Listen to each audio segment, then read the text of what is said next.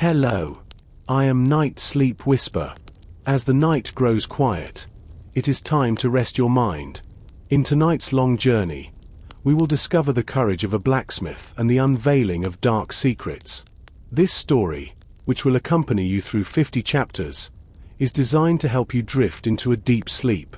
If you are ready, close your eyes and take a deep breath. Are you ready to walk the snowy paths of Blackwood? The wind was cold. The rain was heavy. Thomas walked along the muddy road. He was a tall man with strong arms and large hands. He was a blacksmith. His heavy tools were in a bag on his back. He looked at the sky. It was dark and grey. The storm did not stop. The water ran down his face and under his leather coat. Thomas needed a warm place. He needed food and a dry bed.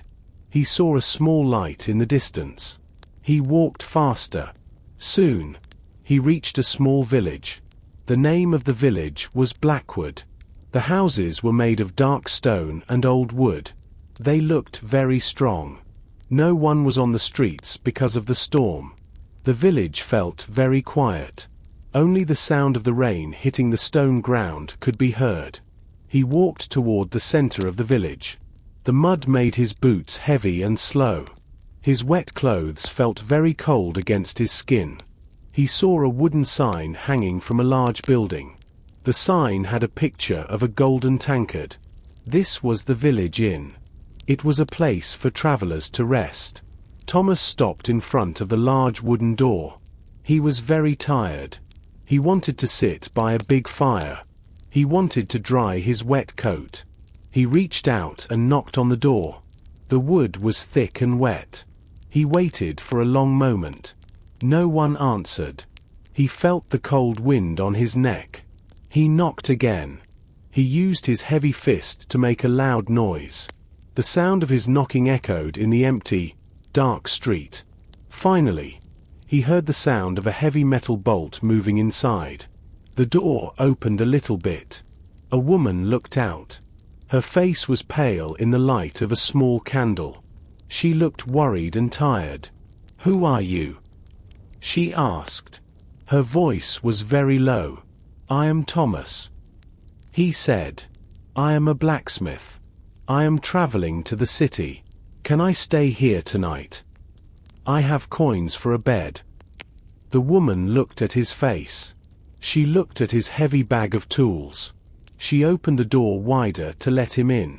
"Come in," she said. "My name is Martha. I am the innkeeper. Please, come inside quickly. The storm is getting worse and the air is dangerous tonight." Thomas stepped into the inn. The air inside was warmer, but it felt very heavy.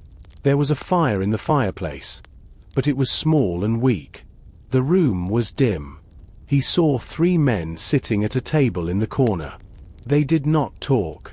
They did not drink. They only looked at him. One man wore expensive silk clothes. Another man wore a brown robe. The third man had a large book on the table. Their eyes were serious and cold. Thomas felt that something was wrong. This was not a normal night in the village of Blackwood. "Thank you, Martha," Thomas said. He put his bag on the floor. The metal tools made a heavy noise on the wooden boards. "Sit by the fire," Martha said. She looked at the stairs nervously. "I will bring you some hot soup. But please, stay quiet. We have an important guest upstairs. He is a lord, and he is resting." Thomas nodded. He sat on a hard wooden bench. He watched the small flames. He was happy to be out of the rain, but he felt a strange chill. The village of Blackwood had a secret. He could feel it in the quiet room. Thomas felt the heat of the fire on his hands. His wet leather coat started to smoke a little as it dried. The smell of wet wool and wood smoke filled the air.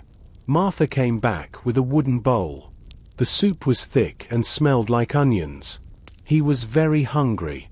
He took a large spoon and began to eat. The soup was hot and good.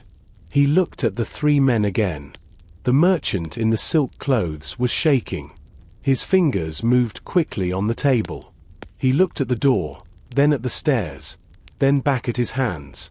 He looked like a man who was waiting for bad news. His clothes were very fine, but they were covered in dust from the road. The monk in the brown robe held a string of wooden beads. His lips moved, but no sound came out. He was praying. He did not look at Thomas. He looked only at the flickering candle on the middle of the table. His face was as still as a stone statue. He seemed to be in a different world. The scholar was the most interesting. He had a very old book with heavy leather covers. He used a small piece of wood to point at the words. He looked up and saw Thomas watching him. For a second, Thomas saw deep fear in the man's eyes. Then, the scholar quickly looked back down at his book. He turned a page very slowly. Thomas turned to Martha. "Is the village always this quiet?" he asked. His voice sounded very loud in the small room. Martha jumped. She almost dropped a clean cup. She put a long finger to her lips. "Hush," she whispered. "We do not speak loudly here. Lord Julian is a powerful man. He does not like noise. He is from the castle on the hill. He came here today to hide from the storm. He is very angry because his horse is tired and the roads are bad." Thomas looked at the ceiling. The floorboards above him were thick, but he heard a slow movement. It was the sound of someone walking back and forth. It was a steady sound. It went from one side of the room to the other. Then, the sound stopped. The silence that followed was even heavier than before. The merchant stopped moving his fingers. The monk stopped his silent prayer. The scholar closed his book. The sound of the book closing was the only noise in the room. Everyone looked at the stairs. They looked afraid. Thomas felt his heart beat a little faster. He was a blacksmith. He worked with heavy hammers and hot fire. He was not a man who was easily afraid. But the silence in the golden tankard was not a normal silence. It felt like the air before a big lightning strike. Martha stood by the stairs. She held her breath. She waited for a sound from the Lord's room. But no more footsteps came. The only sound was the wind outside. It pushed against the heavy stone walls of the inn. Thomas finished his soup. He felt warm now, but he did not feel safe. He looked at the stairs and wondered what Lord Julian was doing in the dark room above them. The night grew deeper and the wind outside became even stronger.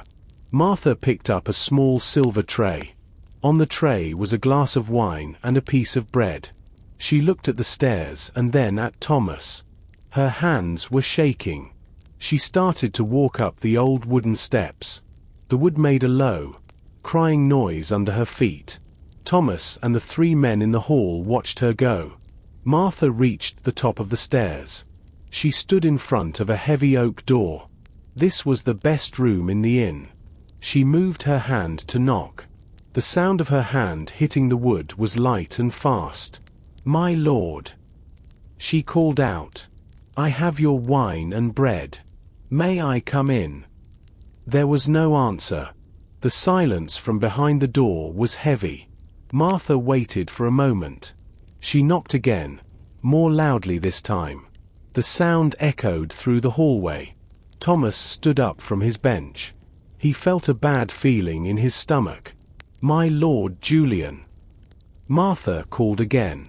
Her voice was higher now. She looked back at the men in the hall. He does not answer. He is usually a very loud man. He likes to shout when he wants something. She reached for the metal handle and tried to turn it. The handle did not move. "It is locked," she whispered.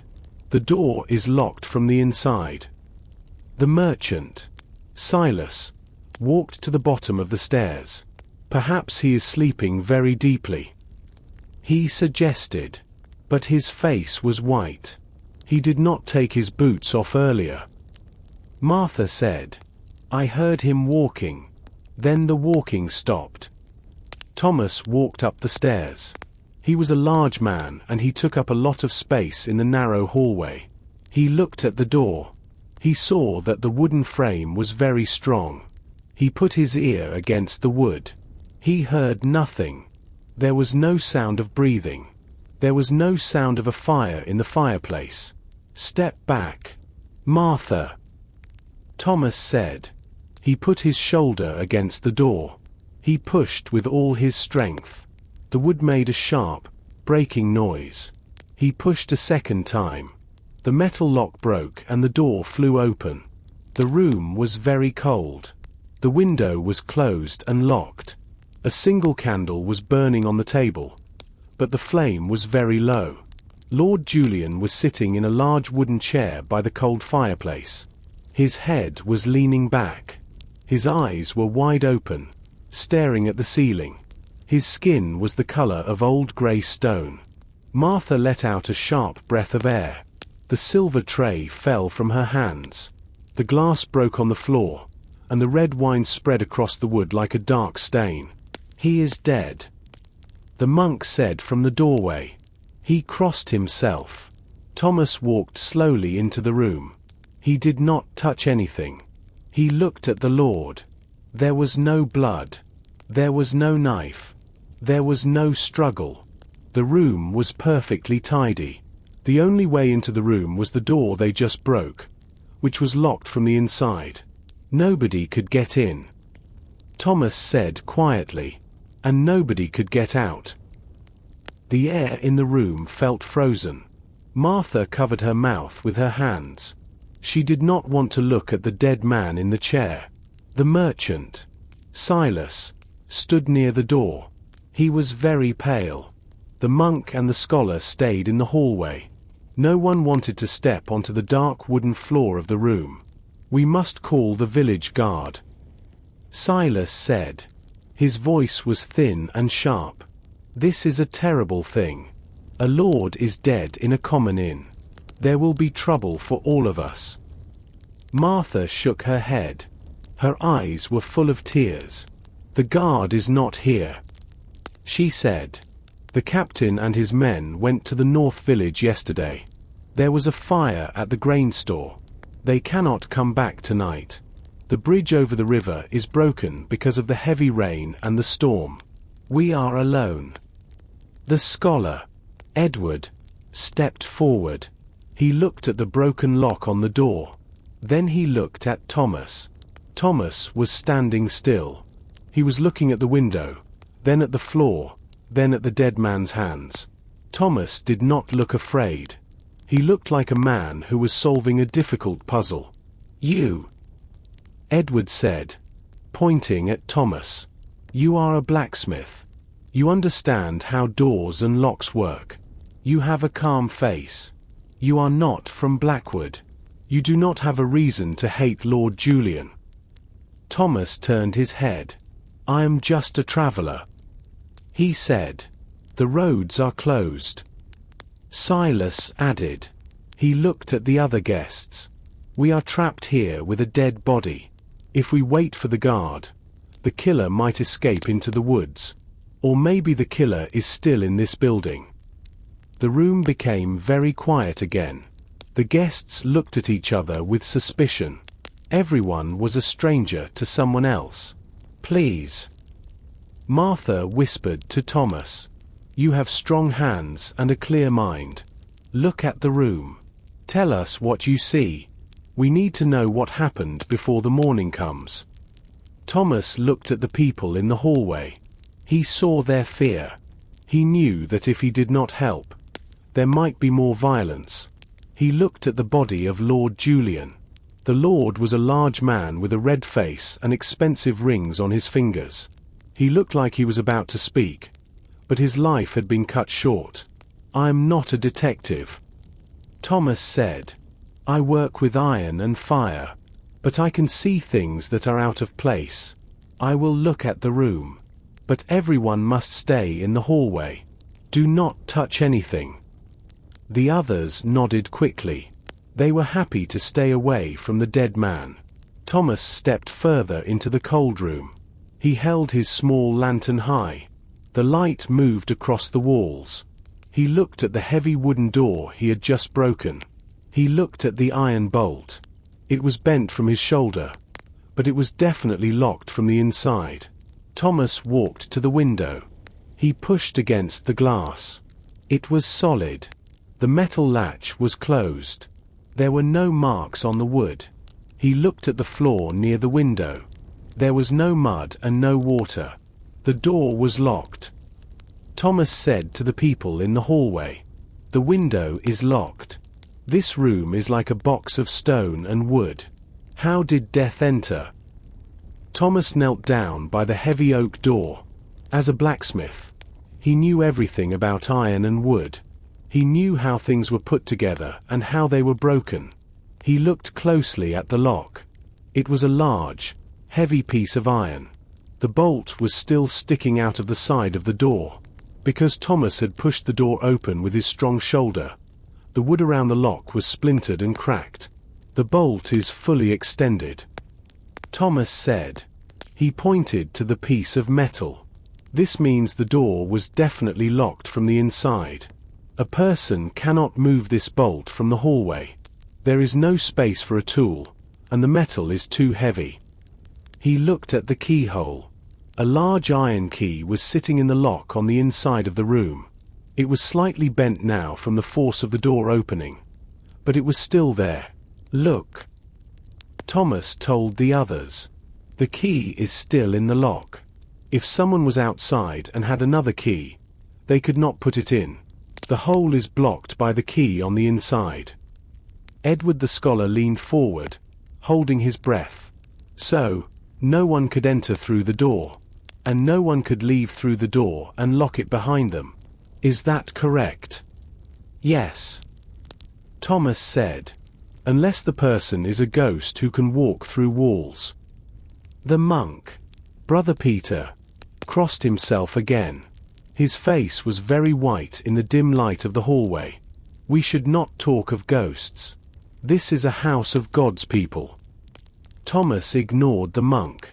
He stood up and looked at the door frame. He ran his rough fingers over the wood. He was looking for small holes or thin wires. He had heard stories of clever thieves who used strings to turn keys from the outside. But this door was old. The wood was thick and fit tightly against the frame. There was no gap at the bottom. Not even a thin piece of paper could slide under the door. "The door is solid," Thomas muttered. "The lock is simple but strong. There are no tricks here." He turned back to the room. The dead Lord Julian still sat in his chair. The candle on the table was getting shorter.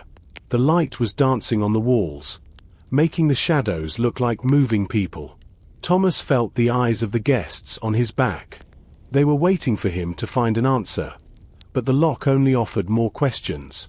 If the door was locked and the window was locked, Thomas said, then the killer was already in the room when Lord Julian entered. Or, the killer never left. Martha the innkeeper gasped. She looked around the small room. There was a large wooden bed with heavy blankets, a tall wardrobe for clothes, and a small wash basin. There were not many places to hide. But the room is small. Martha whispered. "We searched the room before the Lord arrived. It was empty. I cleaned the floors myself. I made the bed. No one was under it. No one was in the wardrobe." Thomas walked toward the heavy wardrobe. He pulled the doors open. Inside, there were only a few expensive cloaks made of fur and wool. He checked under the bed. There was only dust and the dark floorboards. He felt the wall behind the bed, looking for a secret door. But the stone was cold and solid. "The lock is a fact," Thomas said firmly. "The room was a cage. Now I must find out how the hunter got inside the cage." Thomas stood in the center of the room. He closed his eyes. He wanted to use his other senses. When a blacksmith works with metal, he must listen to the sound of the hammer and feel the heat of the fire. Now, he needed to feel the room. The air was very cold because the fire in the small fireplace was out. However, as Thomas took a deep breath, he noticed something strange. There was a sweet smell in the air. It was very light, but it was there. It smelled like a garden in the middle of summer. It was the scent of beautiful flowers. Thomas opened his eyes and looked around. He looked at the small wooden table. There was a candle, a bowl of water, and a piece of dry bread. There were no flowers. He looked at the floor. He looked at the top of the wardrobe. He even looked behind the heavy curtains. There were no green leaves or colorful petals anywhere. "Martha!" Thomas called out without turning around. "Did you put flowers in this room today?" Martha stepped to the edge of the doorway. She did not want to come inside. "Flowers?" "No, Thomas. It is winter. The ground is frozen and covered in snow. There are no flowers in Blackwood now. Why do you ask?" "I smell them," Thomas said. "It is a very strong scent of lilies and roses. Do you smell it?" Martha leaned her head forward and breathed in. Her eyes went wide. "Yes, I smell it now. That is very strange. Lord Julian hates flowers. He says they make him sneeze and cough. He never allows them in his sight." Thomas walked closer to the dead man. The smell was stronger here. He leaned over Lord Julian's body. The scent was not coming from the Lord's skin or his expensive clothes. It was hanging in the air around the chair like a ghost. "Silas," Thomas said to the merchant, "you travel a lot. You see many fine things. Is this a perfume?" Silas moved closer, but he kept his hand over his mouth. He took a quick breath and then stepped back. "It is a very expensive scent," Silas said. "It is not a common perfume. It smells like the oils they use in the great cathedrals or the king's palace. Only very rich people or high church officials have such things." Thomas looked at the monk. "Brother Peter." The monk's face was hidden in the shadow of his hood. He was holding his wooden beads very tightly. His hands were shaking. "Brother Peter," Thomas said, "does the church use this smell?" The monk stayed silent for a moment. Then he spoke in a low voice. "We use many oils for prayer, Thomas. But I do not recognize this one. It is too sweet. It is the smell of a garden, not a church." Thomas looked back at the cold fireplace. The logs were black and still. He realized that the smell was out of place. In a room with a dead man, there should be the smell of old wine or cold sweat. Instead, there was this beautiful, sweet scent. It was a mask. It was hiding something. He knelt by the chair and looked at the floorboards again. He saw a tiny wet spot on the wood. It was clear and looked like a drop of water. He touched it with his finger and smelled it. The scent of flowers was powerful. Someone dropped this oil here. Thomas whispered. "And they did it recently." Thomas stayed on the floor. He moved away from the small drop of sweet oil. The scent was still strong in his nose. He wanted to look at every inch of the room. He knew that small things often tell big stories. He moved toward the large wooden bed. The blankets were thick and red. The bed was very heavy. It was made of dark oak tree wood. Thomas held his lantern low.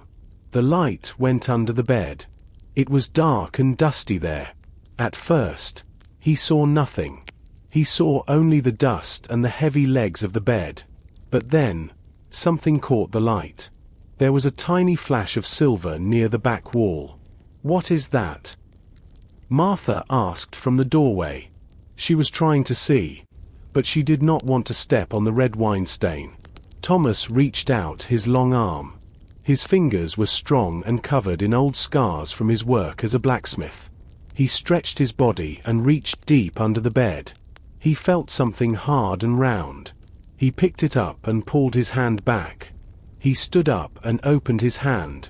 In the middle of his palm was a small silver button. It was very beautiful. It had a picture of a small bird on it. The silver was bright and clean. It did not have any dust on it. I found this under the bed, Thomas said. He held his hand toward the light of the lantern. Silas the merchant moved closer. He looked at the button with narrow eyes. That is an expensive button, he said. Only a person with many coins can buy silver buttons like that. They are made by the best craftsmen in the city. Martha, Thomas said. You told me you cleaned this room today. Did you see this button when you cleaned under the bed? Martha shook her head. Her face was very pale. No, Thomas. I am a very good cleaner. I moved the dust from under the bed this afternoon. The floor was empty. I am sure of it. If that button was there, I would have found it. Thomas looked at the button again. If Martha was telling the truth, the button was dropped recently. It was dropped after she cleaned the room, and likely before the door was locked. Does this button belong to Lord Julian? Thomas asked.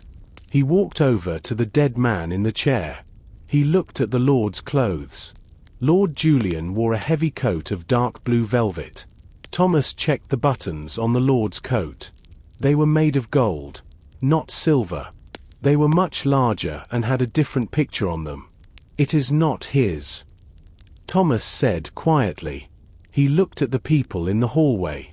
Silas the merchant wore a fine coat, but his buttons were made of bone and silk. The monk wore a simple robe with no buttons at all. Edward the scholar had a plain brown coat with wooden buttons. This button belongs to someone else, Thomas said. Someone who was in this room. Someone who was hiding or fighting near the bed. Thomas put the silver button into his pocket. He felt the cold metal against his leg. The mystery was growing. He had a locked room, a dead lord, a smell of flowers, and now a silver button that did not belong to the victim. The storm is loud, Thomas said. But the secrets in this room are louder. Thomas turned his gaze from the silver button to Martha. The innkeeper was leaning against the wooden door frame. Her hands were pulled tight against her chest. She was watching Thomas with wide, flickering eyes. Every time the wind hit the side of the building, she jumped. Martha, Thomas said softly. He stepped away from the dead man to give her space. You are very nervous. You are more than just sad about the Lord. You are afraid. Martha looked down at the floor. She did not answer him. She watched the red wine stain on the wood. I need to know about the guests, Thomas continued. You said you cleaned the room this afternoon. When did the guests arrive? Who went upstairs? Martha took a shaky breath.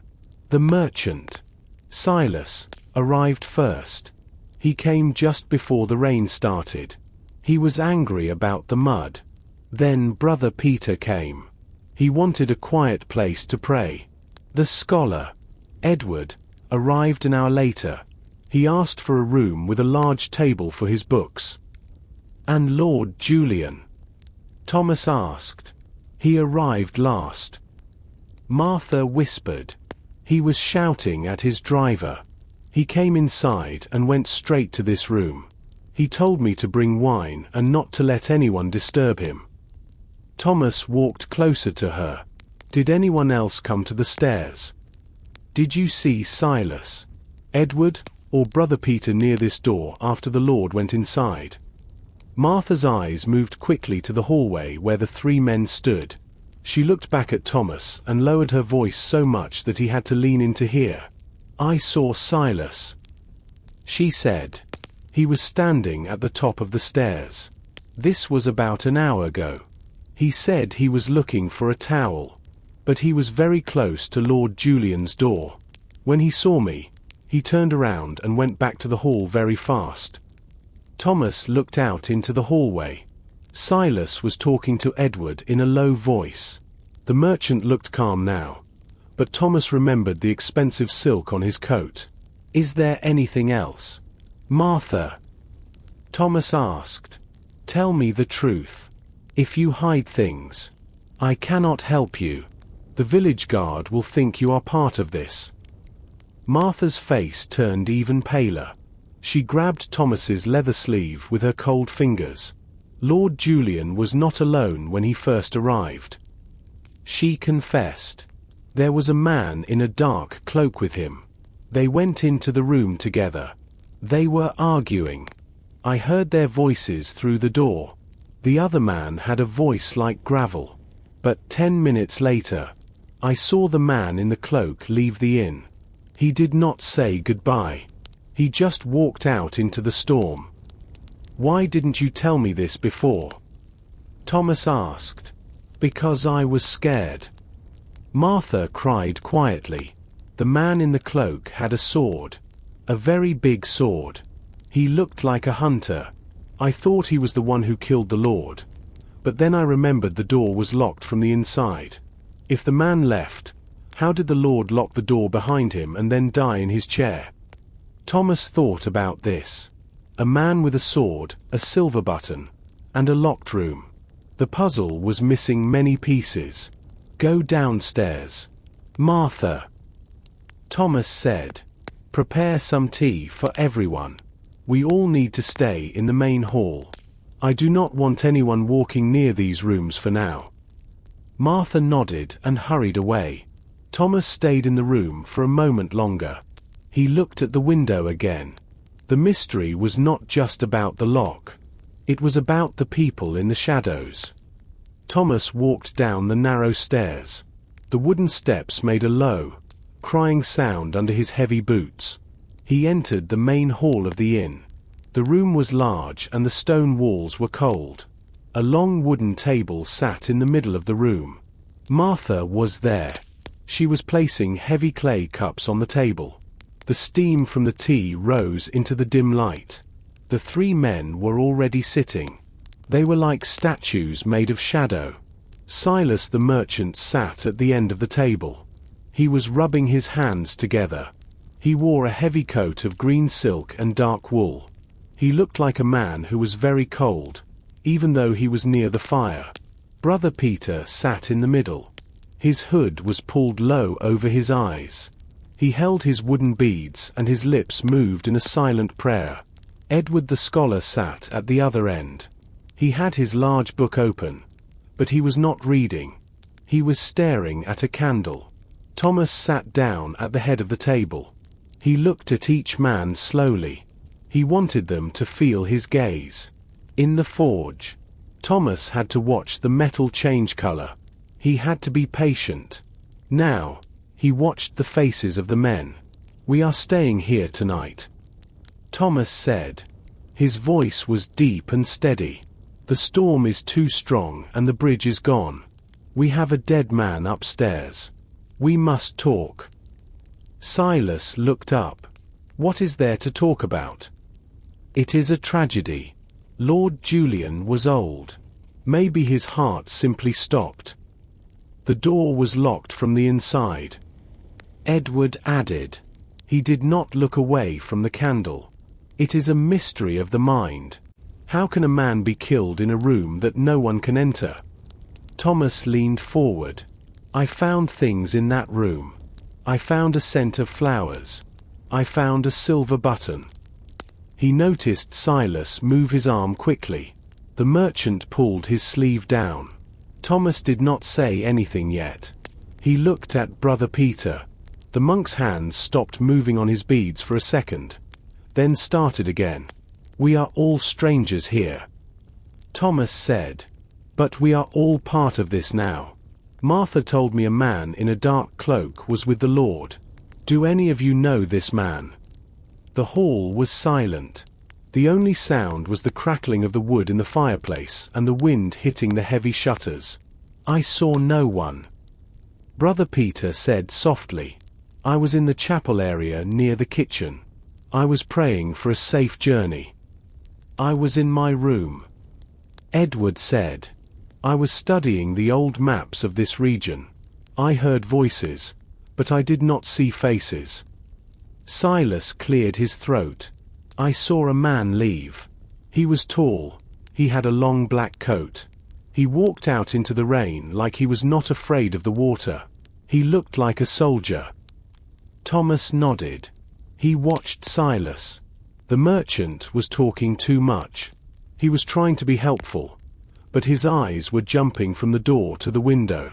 Thomas knew that people often talked when they were hiding a secret. He reached into his pocket and touched the silver button. He felt the cold metal. He knew the next step was to look at their clothes very closely. The fire in the fireplace was small, but it gave enough light for Thomas to see the people at the table. He sat quietly and watched the merchant. Silas. The man was still very restless. Silas reached for a piece of dry bread in the middle of the table. As he moved his arm, his heavy green coat shifted.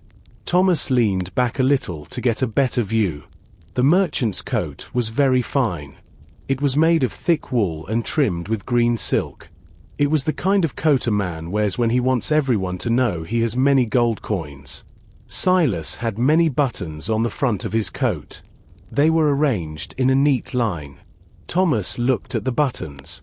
They were silver. They were small and round. They looked exactly like the button Thomas had in his pocket. He counted them one by one. On the left side, there were 5 buttons. On the right side, there were only 4. Thomas looked closer. Near the top of the coat, there was a small piece of loose thread. The silver button that belonged there was gone. The thread was white and looked fresh, as if the button had been pulled off with force. That is a very fine coat. Silas. Thomas said. He kept his voice calm and friendly. Silas stopped eating. He looked down at his chest and quickly pulled the sides of his coat together. He used his large hand to cover the area where the button was missing. It is an old coat. Silas said quickly. It is falling apart. I should buy a new one when I reach the city. The silver is very bright for an old coat. Thomas remarked. And the thread looks new. Did you lose a button today? The room became very still. Brother Peter stopped moving his beads. Edward the scholar looked up from his book. Martha stood by the fire with a wet cloth in her hand. Everyone was looking at Silas. The merchant's face turned a deep red. He let out a nervous laugh. I do not know. Maybe I lost it in the mud outside. Or maybe it fell off when I was carrying my bags. Why does it matter? I found a silver button in the Lord's room. Thomas said. He took the button out of his pocket and placed it on the wooden table. It sat there, shining under the candlelight. It was under the bed. It has a picture of a small bird on it. Does your coat have birds on the buttons? Silas. Silas did not look at the button on the table. He stared at the wall behind Thomas. His breathing was fast and shallow. I have many coats. Silas muttered. I do not look at the pictures on the buttons. This is a waste of time. A man is dead and you are talking about buttons. The door was locked from the inside. Silas. Thomas said. If this button is yours, it means you were in that room. It means you were there when the Lord was alive, or after he was dead. I was never in that room. Silas shouted. He stood up so quickly that his wooden chair fell backward. The sound of the chair hitting the floor was very loud in the quiet hall. I am a respectable merchant. I do not kill lords. Thomas did not move. He watched the merchants shaking hands. He knew that Silas was lying about something. He had the evidence in his hand, but he did not have the whole story yet.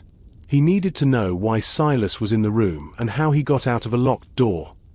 The wooden chair hit the floor with a loud noise. Silas stood with his chest heaving. His face was no longer red. It was now a sickly yellow color. He looked like a trapped animal. Thomas remained seated. He did not move his hands from the table. He looked at the merchant with calm, steady eyes. "Sit down, Silas," Thomas said. His voice was not loud, but it was firm. Shouting does not hide the truth. It only makes the room feel smaller. Silas looked at the door of the inn, then at the stairs, and finally back at Thomas. Slowly, he reached down and picked up his chair.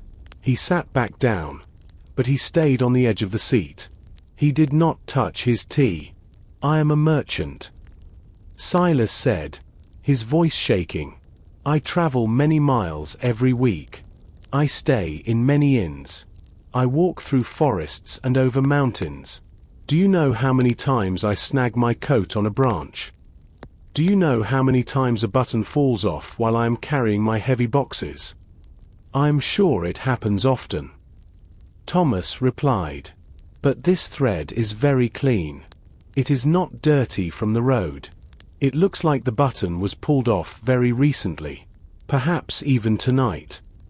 Silas shook his head quickly. "No, you are wrong. I lost that button 3 days ago. I was in the town of Oak Haven. I was moving a crate of fine spices, and the wood caught the silver. I felt it pull, and the button fell into the mud. I could not find it in the dark. I have been meaning to fix the thread, but I have no needle." Edward the scholar leaned forward. He adjusted his glasses. "Oak Haven is a long way from here, Silas. And the button Thomas found was under the Lord's bed. If you lost it 3 days ago in the mud, how did it travel across the forest and hide itself under a bed in a locked room?"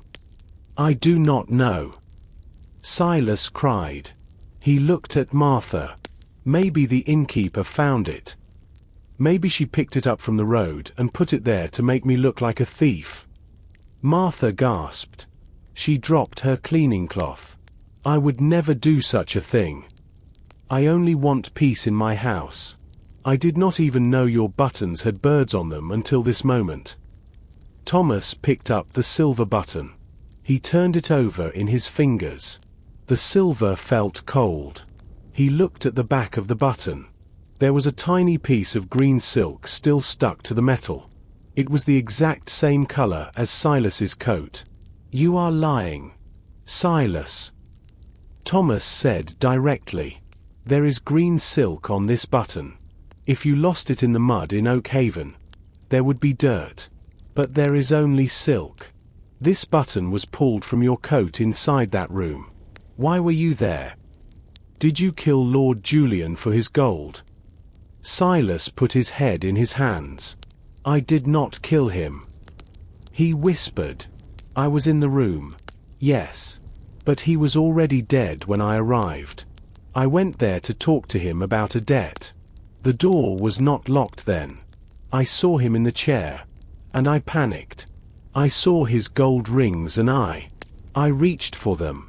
But then I heard a noise, and I fell. My coat caught on the bed frame. I ran out and went back to my room. I didn't lock the door. I swear it." Thomas looked at the stairs. If Silas was telling the truth, the door was open when the Lord died. But when Thomas arrived, the door was locked from the inside. The mystery was not solved. It was getting more complicated.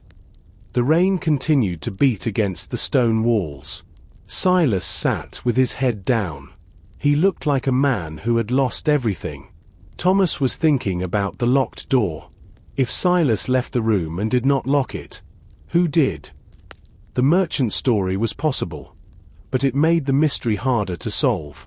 Suddenly, there was a heavy sound on the front door. Someone was hitting the wood with a staff. Martha ran to the door. She pulled back the iron bolt. A tall man in a long black robe stepped inside. He was dripping with water. He carried a wooden staff and a small lantern. This was Father John, the village priest. Father John looked at the faces in the room. He looked at the fire, then at the stairs. His face was very thin and his eyes were dark. He did not say hello. He did not ask for food.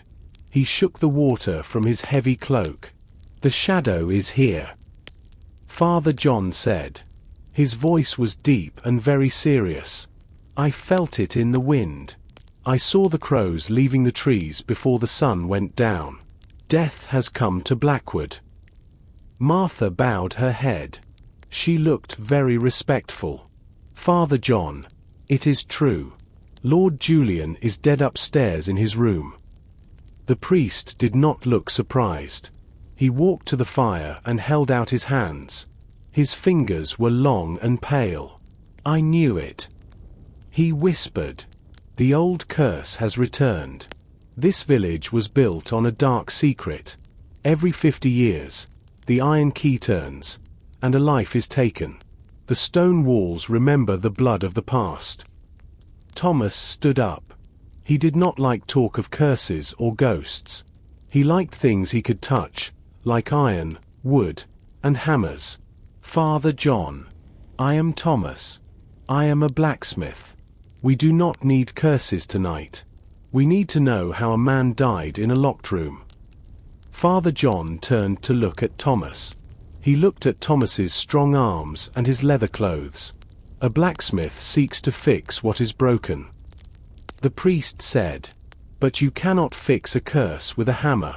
Lord Julian was a man of many sins. This village remembers what his family did. The spirits are angry, and they have come to collect a debt." "Do spirits use silver buttons and expensive oils?" Thomas asked. He pointed to the silver button on the table. Father John looked at the button. For a moment, his eyes changed. They became sharp and very cold. It was a quick change, but Thomas saw it. Then, the priest looked away. "Evil can take many shapes." The priest replied, "The scent of flowers is a sign of the old legends. It is the shadow garden. When the flowers bloom in winter, a lord must die. It is written in the old books." Edward the scholar looked up. "I have read about the shadow garden, Father John. It is a story from the time of the first kings.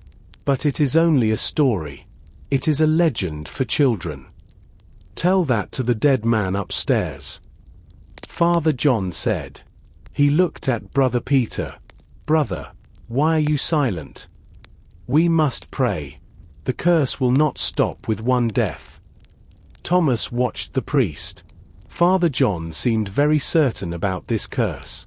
But Thomas noticed something. The priest's boots were covered in a very specific kind of red mud. It was the same mud that Thomas had seen earlier near the path to the old castle on the hill. Thomas felt the air in the inn was too thick with lies and talk of ghosts. He needed to be alone for a moment to think. He stood up from the wooden table. The silver button was back in his pocket. "I am going to check on the horses," Thomas said to the group. "The storm is loud. I want to make sure the animals are not afraid." He did not wait for an answer. He picked up his wet leather coat and put it on. He stepped out of the warm hall and into the night. The rain was still falling hard. The wind pushed against his chest. But Thomas was a strong man. He walked across the muddy yard toward the long wooden building of the stables. The stables were dark and quiet. The air inside was warm and smelled of dry hay and large animals. There were 5 horses in the stalls. Thomas saw his own large brown horse. It was calm and eating hay. Next to it was a beautiful white horse with a very expensive saddle made of fine leather. This was Lord Julian's horse. The animal looked nervous. It moved its heavy feet on the straw and shook its head. Thomas walked to the back of the building. He saw the wooden buckets used for feeding the animals. He looked at the floor near the last bucket. He saw more of that red mud. It was wet and fresh. It made a trail from the stable door to a large bucket of oats. Thomas felt a strange feeling in his chest. He reached into the bucket. He moved his hand deep into the dry grain. His fingers hit something hard and very cold. He grabbed the object and pulled it out. In the light of his small lantern, he saw a heavy iron key. It was much larger than a normal door key. It was old and the metal was dark. The top of the key had a strange design. It looked like two snakes twisting together. It was the key to something very large and very important, like a gate or a great hall. "This does not belong in a bucket of oats," Thomas whispered to himself. He looked closely at the key. There was a small bit of red mud stuck in the metal design. This key had been to the castle on the hill. Someone had brought it here and hidden it where they thought no one would look. Suddenly, Thomas heard a soft movement behind him. It was the sound of a foot stepping on dry straw. He turned around quickly. He saw a shadow move near the stable door. The person was tall and wore a dark, heavy cloak. The face was hidden by a hood. Thomas ran toward the door, but the person was fast. The stranger disappeared into the heavy rain and the darkness of the yard. Thomas stopped at the door. The rain washed over his face. He looked at the iron key in his hand. He now had two pieces of the puzzle: a silver button from a merchant's coat and a castle key hidden in the horse feed. He put the heavy iron key into his pocket. It felt very heavy against his leg. He knew that the person in the cloak was watching him. He was no longer just a traveler in an inn. He was now a threat to someone's secret. Thomas walked back into the inn. The warm air felt good after the cold rain, but he did not feel relaxed. He felt the heavy iron key in his pocket. It was cold against his leg.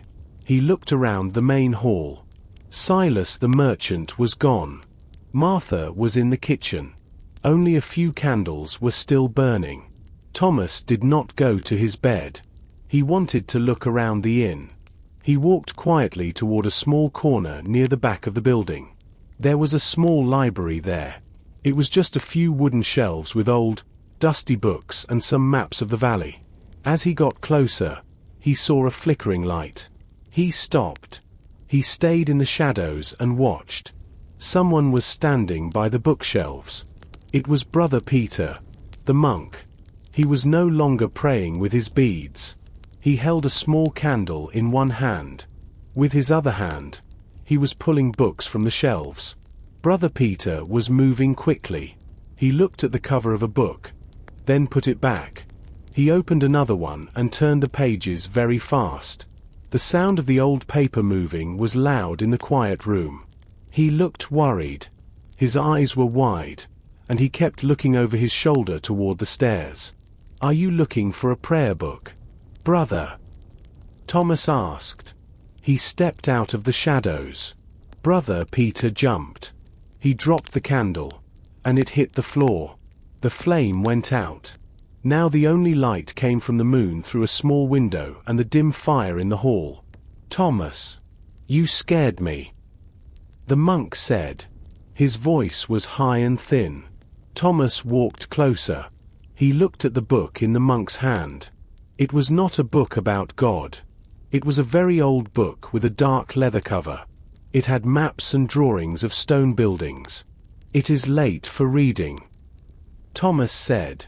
"The others are resting. Why are you here?" I could not sleep," Brother Peter replied. He tried to hide the book behind his back. "I was thinking about what Father John said, about the curse and the history of this place. I wanted to see if there was a map of the old castle." "Why do you want to see the castle?" Thomas asked. He watched the monk's hands. They were shaking. "I am a man of history," Peter said. "I like to know about the places I visit. That is all." Thomas reached out and took the book from the monk's hand. He was much stronger than Peter. He turned the pages.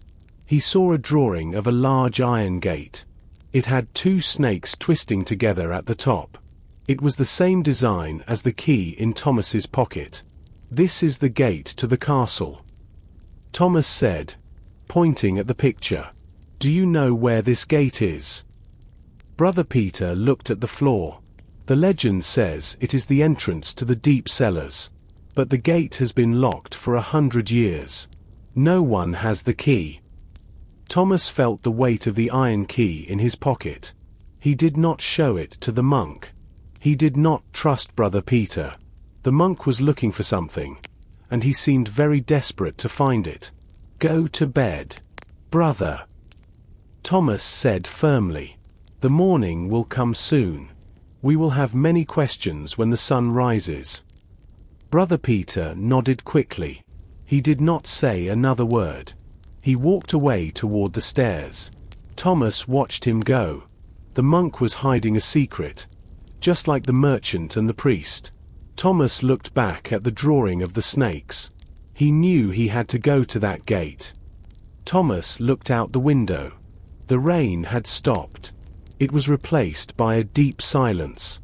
Then, he saw them.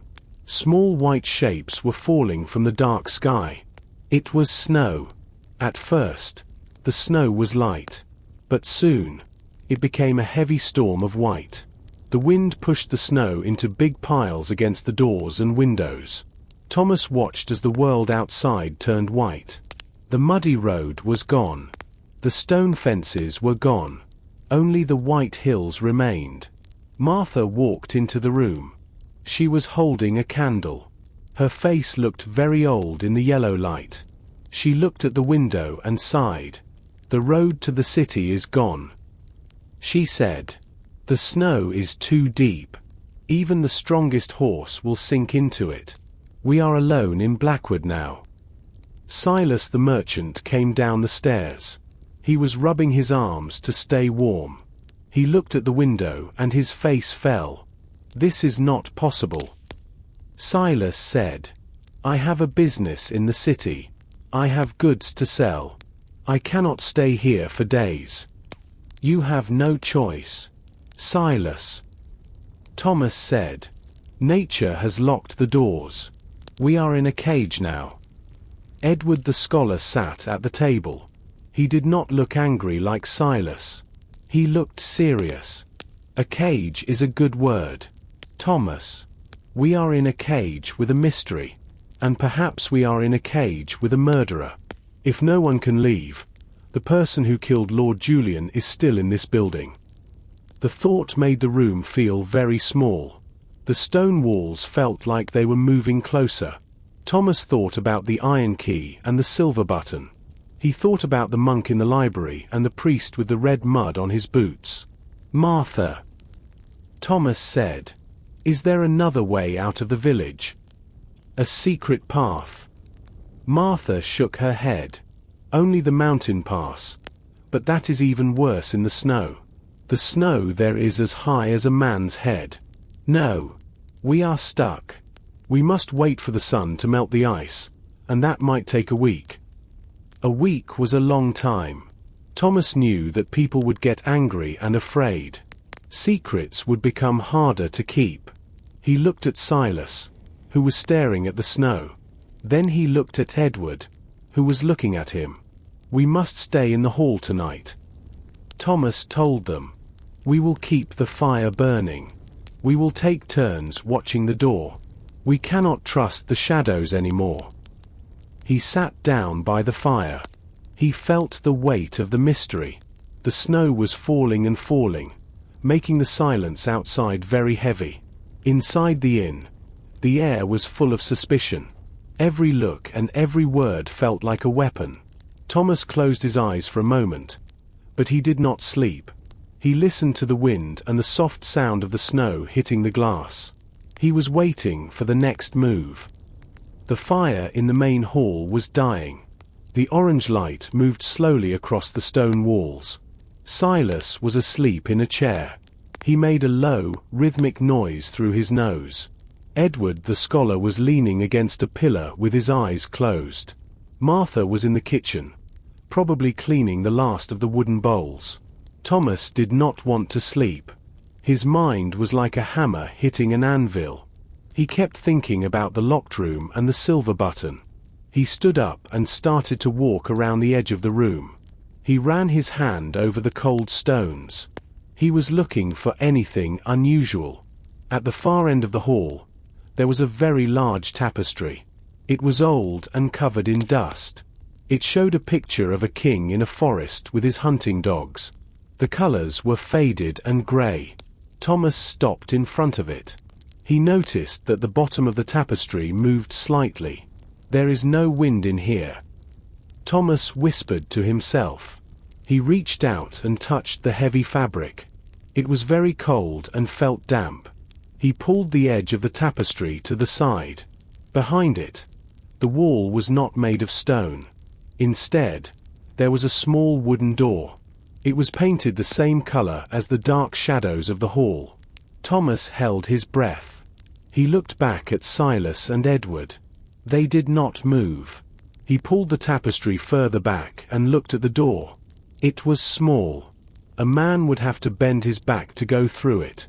There was no handle on the outside, only a small, round keyhole. Thomas touched the wood. It was old oak, very hard and strong. He put his ear against the wood. He heard a very faint sound. It was the sound of air moving through a long tunnel. This door led somewhere deep into the earth, or perhaps into the hill behind the inn. He thought about the iron key in his pocket. He took it out and looked at it. The key was much too large for this small hole. This door required a different, smaller key. "What are you doing, Thomas?" The voice was sudden and sharp. Thomas let the tapestry fall back into place. He turned around quickly. It was Edward. The scholar was standing a few feet away. His eyes were narrow and he did not look sleepy at all. "I was looking at the art," Thomas said. He kept his voice steady. "It is an interesting picture." Edward walked closer. He looked at the tapestry, then at Thomas. "That tapestry has been there for 100 years. Blacksmith. People say it hides the secrets of the old lords. Some say there are paths under this village that lead to places of great darkness. Do you know where this path leads?" Thomas asked. Edward shook his head. "No. The old stories say the paths are for the dead, not the living. But in a house where a man dies in a locked room, maybe the old stories are becoming real." Thomas did not like Edward's smile. It was a cold smile. He wondered if the scholar already knew about the door. Thomas walked back to the fire, but he did not forget the hidden entrance. He realized that the inn was not just a house for travelers. It was a place full of holes and secrets. Thomas and Edward sat together by the dying fire. The light was weak, but it was enough to see the shapes of the room. Outside, the world was silent and white. The snow had covered the windows completely. They were trapped in the heart of the storm. "You are a man of books, Edward," Thomas said. He reached into his leather pocket. "You know the history of this land. You know the stories of the lords and their stone walls." Thomas pulled out the heavy iron key. He placed it on the wooden table. The metal made a dull sound against the oak. The two snakes on the top of the key looked like they were moving in the flickering light of the candle. Edward leaned forward. He did not touch the key, but his eyes grew very large. He took off his glasses and cleaned them with his sleeve. Then he looked again. "Where did you find this?" Edward whispered. His voice was full of wonder and a little bit of fear. "In a bucket of oats in the stables," Thomas replied. "Someone was hiding it. Tell me, what does it open?" Edward reached out a trembling hand and touched the cold iron. "This is the key of the twin serpents. I have seen drawings of it in the old maps. It does not open a simple door. It belongs to the great gate of the castle on the hill." He looked at Thomas with a very serious face. This castle was built by the first lord of Blackwood. He was a man who loved secrets. He built tunnels under the village so he could move without being seen. People say the castle and the inn are connected by a path deep under the ground. Thomas thought about the small wooden door he had seen behind the tapestry. Is that why Lord Julian came here? To use the tunnels? Perhaps. Edward said. Lord Julian was the last of that family. He had no children. He had no friends. He only had the castle and his gold. But he was also looking for something. He spent many months in the city libraries. He was looking for a specific map. A map of the inner chamber. The inner chamber? Thomas asked. He liked things that were solid. Is it a room full of gold? Some say it is gold. Edward replied. Others say it is something much more dangerous. It is a room that was sealed 100 years ago. They say only this key can open the way. But the key was lost during the Great Fire. Thomas looked at the key. If the key was lost, how did it end up in a bucket of oats in the stables of a small inn? And why was it there on the same night that Lord Julian was killed? Someone found the key. Thomas said. And that person brought it here. Lord Julian probably came to the inn to meet the person who had the key. But the Lord is dead. Edward said. And the key is now in your hand, blacksmith. If the person who killed the Lord wants this key, you are in great danger. Thomas closed his hand around the iron snakes. He felt the strength of the metal. I am a blacksmith. Edward, I am not afraid of iron. But I want to know who is using this key to play a game of death. The snow was so thick that the windows of the inn were now completely white. It was like being inside a box of ice. The group sat in the hall, surrounded by shadows and the smell of old wood. Suddenly, a heavy thumping sound came from the front door. It was a solid, rhythmic beat, as if someone was hitting the oak with a heavy piece of wood. Martha stood up quickly. Her face was full of fear. Who could be out there? No one can survive in this storm. Thomas stood up too. He moved toward the door. He felt the iron key in his pocket and adjusted his heavy leather coat. He pulled back the heavy metal bolt. The door flew open as the wind pushed against it. A giant cloud of snow blew into the hall, making the candles flicker and die. A figure stood in the doorway. It was a person covered from head to toe in white snow. The person stepped inside and pushed the door shut. Thomas helped push the bolt back into place. The stranger pulled back a heavy fur hood. It was a woman. She looked to be about 30 years old. Her face was red from the biting cold, and her eyes were a sharp, bright blue.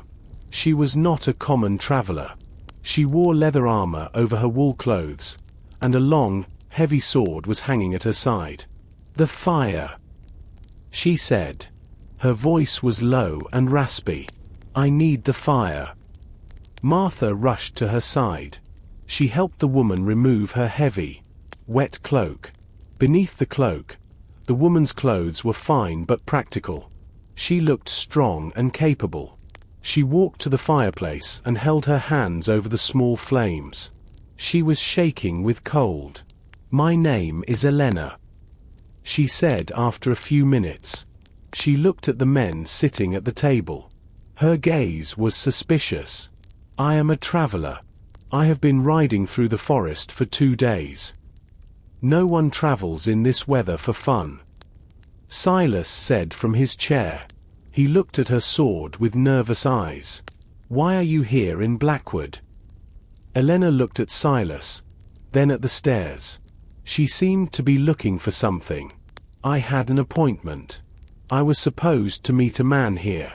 Lord Julian. Is he here?" The room went silent. Thomas stepped forward. "Lord Julian is here, Elena.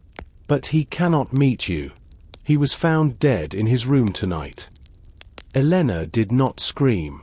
She did not cry. She simply stood very still.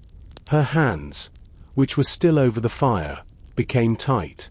She looked at Thomas with a hard expression. "Dead?" she asked. "How?" "We do not know," Thomas replied. "The door was locked from the inside. We are trying to find the truth." Elena sat down on a bench.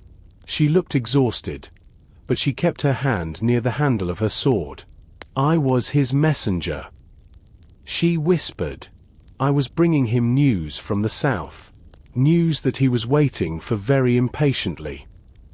Thomas watched her closely. She was a warrior, and she had a connection to the dead lord. Now, there was another person in the inn with a reason to be there. The mystery was no longer just about a merchant and a monk. It was about messengers and swords. Thomas could not sleep. He lay on a hard wooden bench in the main hall for an hour, but his mind was too busy. He kept thinking about the locked room and the smell of flowers. He stood up quietly. Silas and Edward were finally asleep.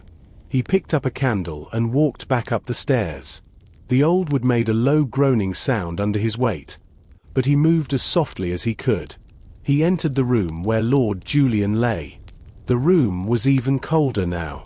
The body of the Lord was covered with a white sheet. Thomas did not look at the bed. Instead, he went straight to the window. He held the candle close to the wooden frame. He began to look at every inch of the wood. He ran his fingers slowly along the edge of the window. Suddenly, he felt a sharp, tiny pain in his thumb. He pulled his hand back quickly. A small drop of red blood appeared on his skin. He did not move. He looked very closely at the spot on the window frame. Stuck deep into the dark wood was a very thin needle. It was almost invisible to the eye. It was made of a dark, heavy metal. At the tip of the needle, there was a sticky, green substance. It looked like thick oil. Thomas used a small piece of cloth to pull the needle out of the wood. "Do not touch the tip of that," a voice said from the doorway. Thomas turned around. Elena was standing there. She was leaning against the doorframe with her arms crossed. She had changed into dry clothes, but she still looked like a warrior ready for a fight. She walked into the room and looked at the needle in Thomas's hand. "That is a needle from the southern lands," she said quietly. "The hunters in the deep forests use them to catch large animals. They put a very strong poison on the metal. It is a silent way to kill. It stops the heart in just a few seconds." Thomas looked at the window and then at the needle, but the window was locked from the inside. He said, "How did the needle get into the room?" Elena leaned closer to the window. She pointed to a tiny, round hole in the wooden frame. It was right near the edge of the glass. "Look at this." Someone made a small hole from the outside before the storm started. They were very patient. They waited for the Lord to sit in his favorite chair. Then, they used a long tube to blow the needle through the hole. Thomas looked at the chair. It was directly in the path of the tiny hole. The Lord would feel a small pinch, like a bite from a bug. Thomas whispered. He would not even have time to stand up. "Yes." Elena agreed. And once the needle was inside, the killer did not need to enter the room. The locked door was just a trick to make people talk about ghosts and magic. Thomas felt a cold feeling in his chest. This was a professional kill. Someone had planned this for a long time. They knew the room, they knew the Lord's habits, and they had the tools of a hunter. "Martha cleaned this room this afternoon," Thomas said. "She said she saw a man in a cloak. But she also said she cleaned the windows. She should have seen this hole. Unless she did not want to see it," Elena remarked. Thomas put the needle carefully into a small wooden box he found on the table. He had found the weapon. Now he needed to find the person who knew how to use it. Thomas looked at the small wooden table near the dead man. Among the bowl of water and the bread, there was a small, heavy box made of black iron. It was about the size of a loaf of bread. Thomas picked it up. It was surprisingly heavy for its size. He turned it over in his hands. At first, he did not see a keyhole. Lord Julian was a man of many secrets, Elena said. She watched Thomas with interest. He always carried that box. He never let his servants touch it. He told them it contained his family's history. Thomas felt the edges of the box with his rough fingers. He was a blacksmith, so he understood how metal worked. He found a small piece of iron on the side that moved. He pushed it to the left, and then to the right. A small part of the bottom slid away. Beneath it was a tiny, hidden keyhole. "It is a clever lock," Thomas said, "but it is not a strong one." Thomas took a thin piece of metal from his tool bag. He put it into the hole and turned it slowly. He felt the metal gears inside move against each other. A sharp, metallic sound echoed in the quiet room as the lock opened. Thomas lifted the heavy lid. Inside the box, there were no gold coins or expensive jewels. Instead, there was a single piece of old parchment. The paper was yellow and smelled of dust and old oil. Thomas took it out and held it near the candle. "It is a letter," Elena said, leaning over his shoulder. "But I cannot read it," Thomas replied. The letter was not written in common English. It was a series of strange symbols. There were drawings of small flowers, similar to the scent in the air. There were also drawings of snakes, just like the ones on the iron key in Thomas's pocket. Between the pictures were rows of numbers and letters that made no sense. "This is a code," Thomas said. Someone wanted to keep these words hidden from the world. He looked at the bottom of the page. There was a signature, but it was not a name. It was a drawing of a crown with a sword through it. "The Shadow Garden," Elena whispered. Her voice sounded afraid for the first time. "This is the mark of the secret group Father John mentioned. They were knights who were sent away by the king many years ago. They want their power back." Thomas folded the paper carefully. "We need someone who understands old books. We need Edward the scholar. He might know how to read these symbols." They left the cold room and walked back down to the hall. The fire was low, and the shadows were long. Thomas felt the weight of the parchment in one pocket and the iron key in the other. He knew that the letter was the map to the truth. Thomas and Elena returned to the main hall. The fire was very low, and the room was full of long, dancing shadows. Thomas walked to the table where Edward the scholar was sleeping with his head on his book. Thomas touched the man's shoulder. Edward woke up quickly. He looked around with fear in his eyes until he saw Thomas. "We found something, Edward," Thomas said. He placed the iron box on the table. Elena sat down across from them. She looked at the dying fire for a long moment. Her face was serious. She reached into her leather belt and pulled out a small piece of red wax. It had the same crown and sword symbol that was on the coded letter. "I must tell you the truth," Elena said. Her voice was steady. "I am not a random traveler. I am a messenger.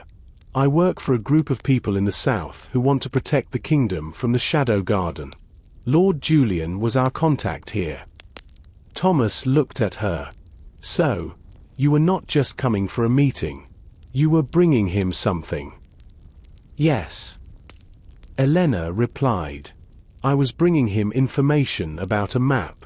Lord Julian believed that the secret group, led by a man they call the Grand Master, was planning to take over the village. He wanted to find the treasure under the castle to pay for an army to stop them." Edward leaned forward. He looked at the red wax in Elena's hand. "So the stories about the knights are true. They are not just legends. They are very real, Edward," Elena said. "And they are very dangerous. They use poison and shadows. They do not fight in the light. I was supposed to give Lord Julian the key to reading his family's secret code. But now he is dead, and the code is still in that box."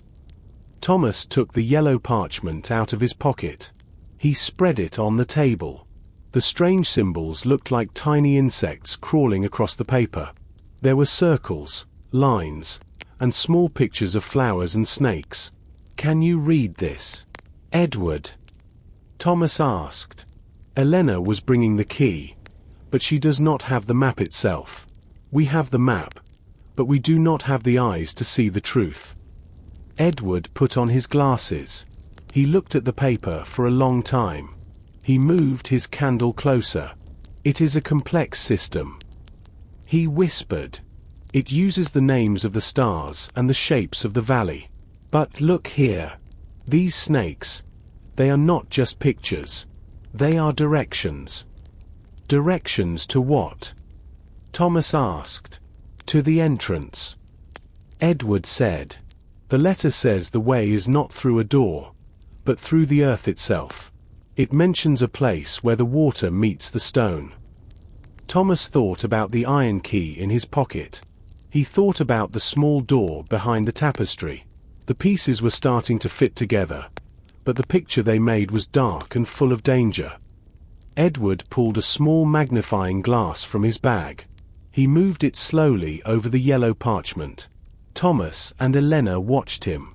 They did not speak. The only sound in the room was the low burning of the fire. Look here, Edward said. He pointed to a drawing of a small circle with wavy lines.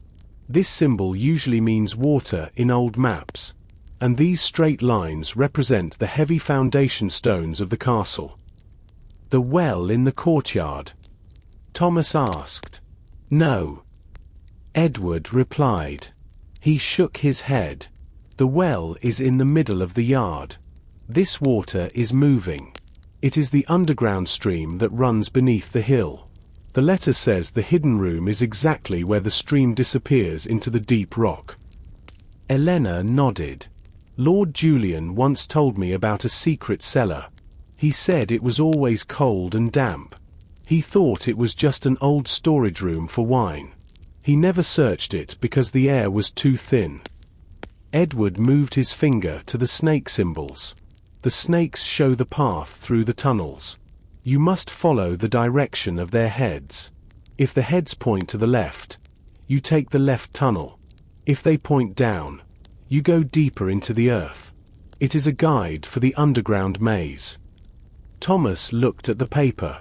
It was a map of a dark world beneath the village. It is a dangerous path. He said. In the darkness, with a murderer nearby, we could get lost forever. We need more than just a map. We need light and a way to defend ourselves. There is more. Edward whispered. He pointed to a large symbol at the very bottom of the page. It was a flower with 7 petals. Inside the flower was a single word in Old English. Truth. The inner chamber. Edward said. The letter says it is not a room of gold. It is a room of memory. It holds the names of every member of the Shadow Garden. It holds their plans and their secrets from many years ago. If Lord Julian found that room, he could have stopped the secret group forever. That is why they killed him. Elena said. She touched the leather handle of her sword. They could not let him reach that room. They knew he was close to finding the way. They knew he had the iron key. Thomas stood up. He felt a new energy. He was a blacksmith, and he always liked to finish his work. We have the key, we have the map, and now we know the location. But we are still trapped by the snow. The snow blocks the roads. Edward remarked. But the tunnels are under the ground. If the door behind the tapestry leads to the castle, the snow cannot stop us. We can walk beneath the storm. Thomas looked at the heavy tapestry at the end of the hall. He thought about the small wooden door. He knew what they had to do. They had to go down into the dark. Thomas, Elena, and Edward stood near the back of the hall. The small door behind the tapestry was a mystery. But first, they needed to check the main cellar of the inn. They needed more oil for their lanterns and perhaps some heavy tools. Thomas led the way. He held a lantern in one hand and a heavy iron bar in the other. They walked through the kitchen. The room was empty and the fire in the stove was almost out. Thomas opened the heavy wooden door that led down to the cellar. The stairs were made of cold, uneven stone. The air that came from below was damp and smelled of old vinegar and wet earth.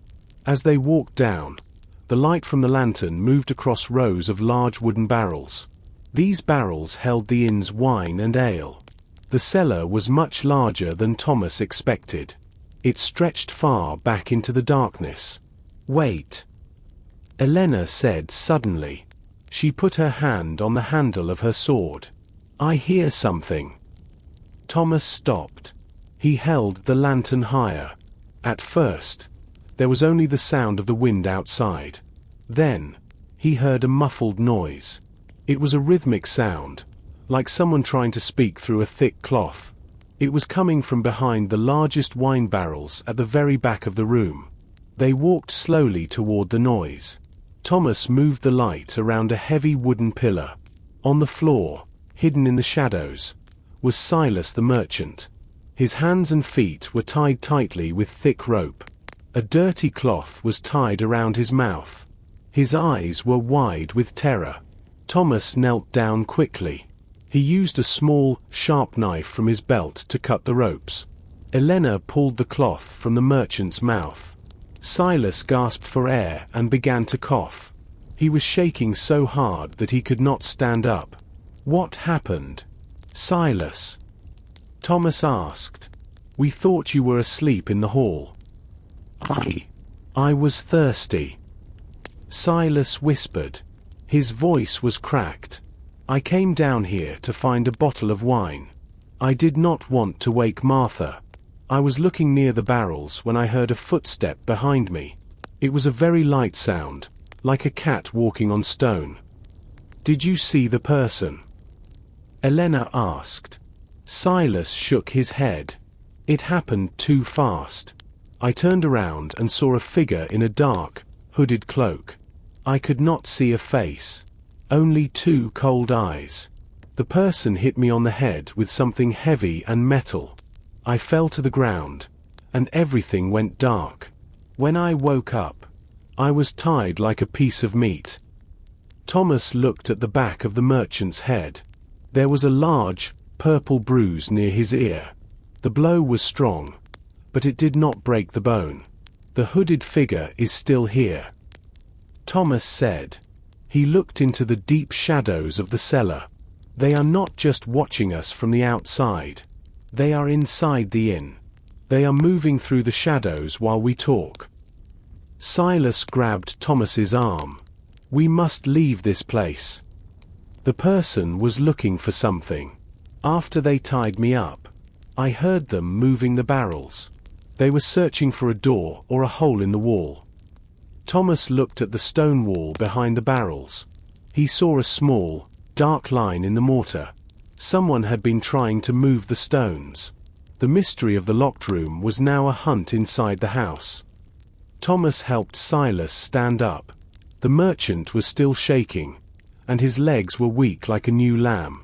They walked away from the dark corner of the cellar. As they moved, Thomas stopped. He held his lantern high and breathed in the cold, damp air. "Do you smell that?" Thomas asked. He looked at Elena and Edward. Elena moved her head and took a deep breath. "Yes. It is the garden again. The smell of sweet lilies." The scent was very strong here. It was much stronger than it was in the Lord's room. It did not smell like a real flower in a field. It smelled like a thick, heavy oil. It was coming from the floor near the large wine barrels where Silas had been found. Thomas knelt down. He looked at the stone floor. He saw a small, dark circle on the grey rock. He touched it with his finger. The liquid was thick and yellow. He held his finger to his nose. The scent was almost too sweet. It made his head feel heavy. "Silas," Thomas said, "when the person hit you, did you smell this?" Silas nodded quickly. "Yes. The person smelled like a funeral. It was the last thing I noticed before the world went black." Thomas turned to Edward. The scholar was looking at the yellow oil with great interest. "Edward, you spend your life in libraries. You work with old books and monks. Where does this oil come from? Edward took a small piece of cloth and touched the oil. He looked at it under the light. This is not a common perfume, Thomas. This is lumen oil. It is very rare. It is made from flowers that only grow in the south, near the great monasteries. What is it used for? Elena asked. She kept her hand on her sword. She looked at the dark corners of the cellar, waiting for the hooded figure to return. It has a special purpose. Edward explained. Ancient books are made of animal skin. Over many years, the skin becomes dry and breaks. The monks use this oil to clean the pages and keep them soft. It protects the ink so the words do not disappear. Only a person who works with very old, very important books would have this. Thomas stood up. He thought about Brother Peter. The monk had been in the library earlier. He had been looking through the old books with a desperate look in his eyes. He remembered the monk's shaking hands and his silent prayers. Brother Peter. Thomas whispered. He is the one who works with books. He is the one who was in the library tonight. But a monk? Silas asked. Why would a man of God kill a lord and tie me up in a cellar? Perhaps he is not just a monk. Elena said. Many members of the Shadow Garden hide in the church. It is the perfect place to stay invisible. They can travel anywhere and no one asks them questions. Thomas looked at the back wall of the cellar. He saw a small, wooden table with a tiny bottle on it. The bottle was empty, but it had a few drops of the yellow oil on the side. The killer was here, Thomas said. And they were not just looking for wine. They were preparing something. This oil is a mark. It is the scent of the Shadow Garden. Thomas led the group back up the stone stairs. Silas walked slowly, holding onto the wall for support. His face was still pale from the attack. They reached the main hall and looked around. The fire was almost dead now, leaving only glowing red wood in the fireplace. The room felt empty and cold. Where is the monk? Elena asked. She had her hand on the hilt of her sword. He went to his room earlier. Thomas replied. He said he wanted to pray. They walked to the hallway where the guest rooms were located. Thomas stopped in front of a small wooden door. This was the room where Brother Peter was staying. Thomas did not knock. He pushed the door open. The room was dark, and the air was freezing. He is not here, Edward whispered. The window was wide open. Cold white snow was blowing into the room, covering the floor in a thin layer of ice. The small bed was neat, as if no one had slept in it. Thomas walked to the window and looked out into the white storm. He could see nothing but the falling snow. He could not survive out there. Thomas said. The cold would stop his heart in minutes. He did not go out the window. Elena moved to the small wooden table in the corner of the room. A single candle sat there, unlit. Next to the candle was a small, brown robe. It was the robe Brother Peter had been wearing all evening. He left his clothes. Elena remarked. Why would a man leave his warm robe in a storm? Thomas looked at the floor near the bed. He saw something dark on the white snow. He knelt down and brushed the snow away. Beneath the ice, there was a heavy wooden hatch. It was a small door built into the floorboards. It was the same kind of wood as the floor, making it very hard to see. Another secret door, Thomas said. He pulled a small iron ring on the hatch. The wood moved easily.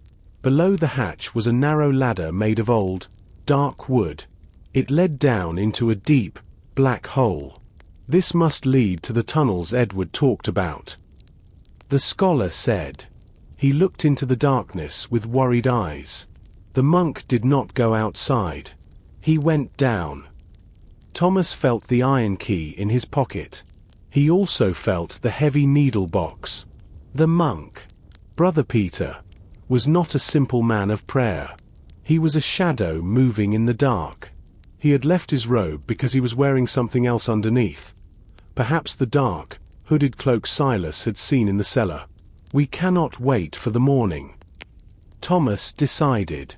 If we wait, he will find the inner chamber. He will take the secrets and disappear into the tunnels.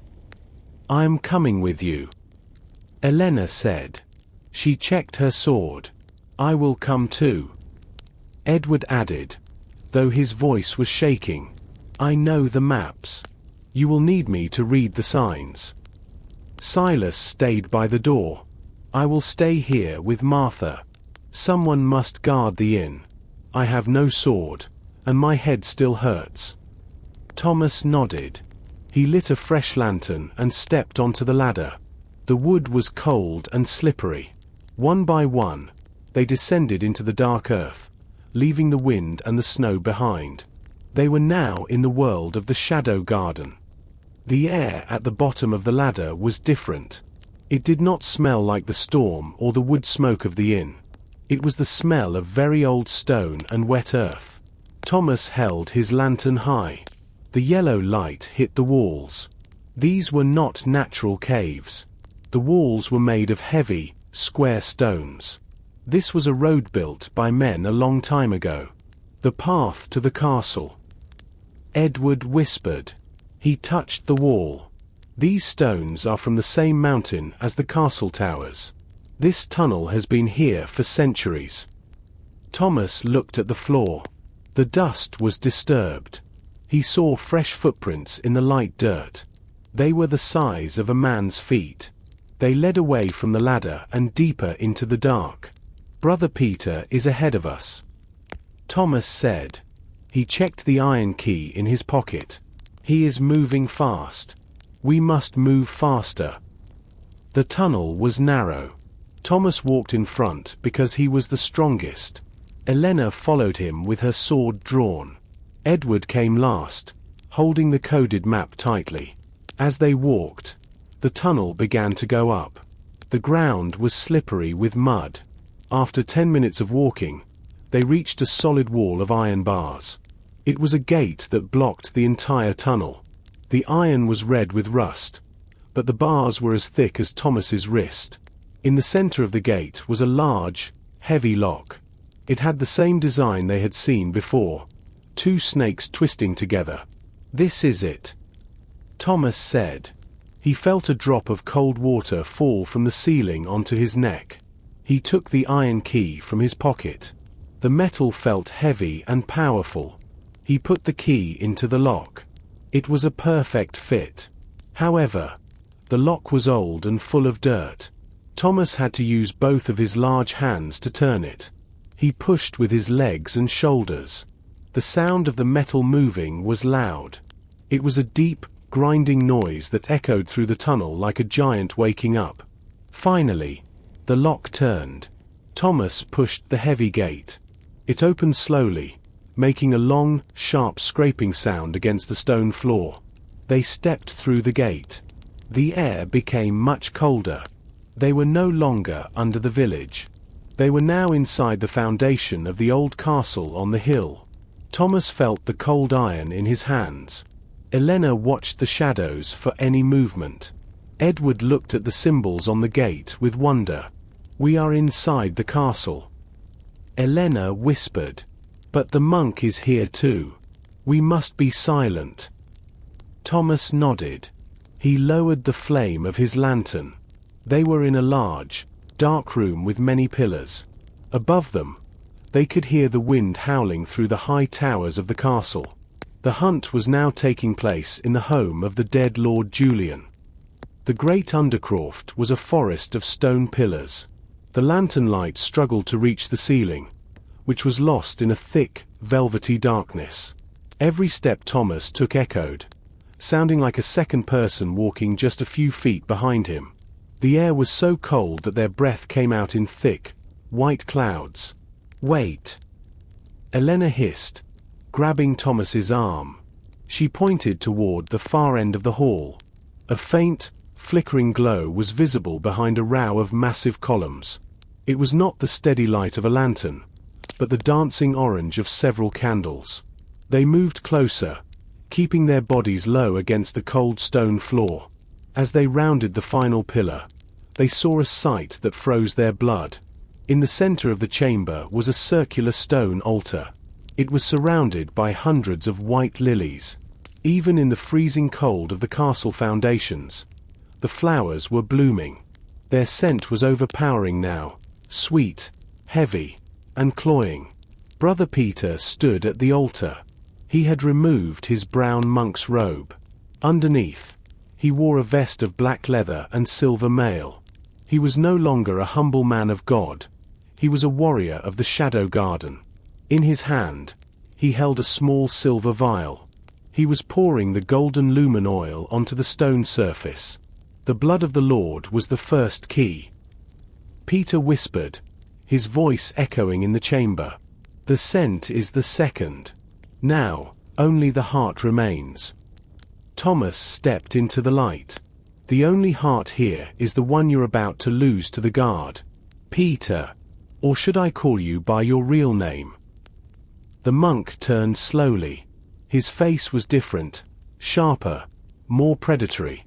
He did not look afraid. Instead, he smiled, showing teeth that seemed too bright in the dim light. Names are for the living, blacksmith. Peter said. And tonight, the living are in short supply. You should not have followed the scent. Some flowers are meant to be smelled only at funerals.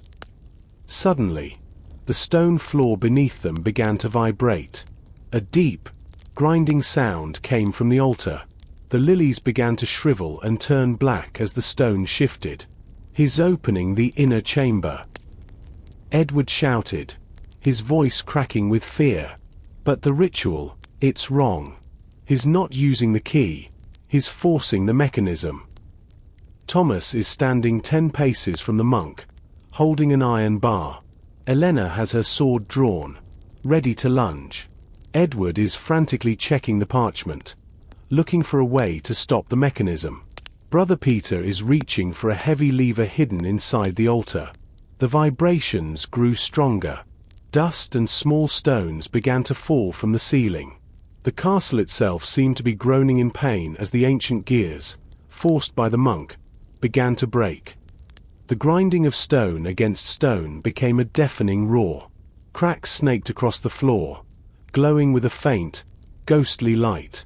Brother Peter's face was twisted in a manic grin, his hands white-knuckled as he threw his weight against the hidden lever.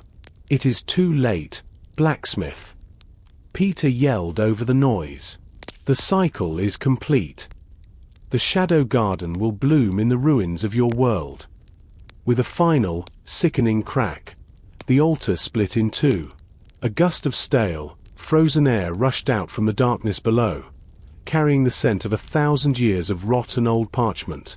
The floor didn't just open, it collapsed. Below the altar lay a circular vault. It wasn't filled with gold or silver. Instead, the walls were lined from floor to ceiling with thousands of small, iron-bound cylinders. These were the memories Edward had spoken of, the records of every bribe, every murder, and every secret contract the Shadow Garden had ever made. In the center of this vault sat a single pedestal holding a heavy, golden book. The Ledger of Shadows. Edward whispered, his eyes wide with terror and awe. It doesn't just name the knights, it names their descendants.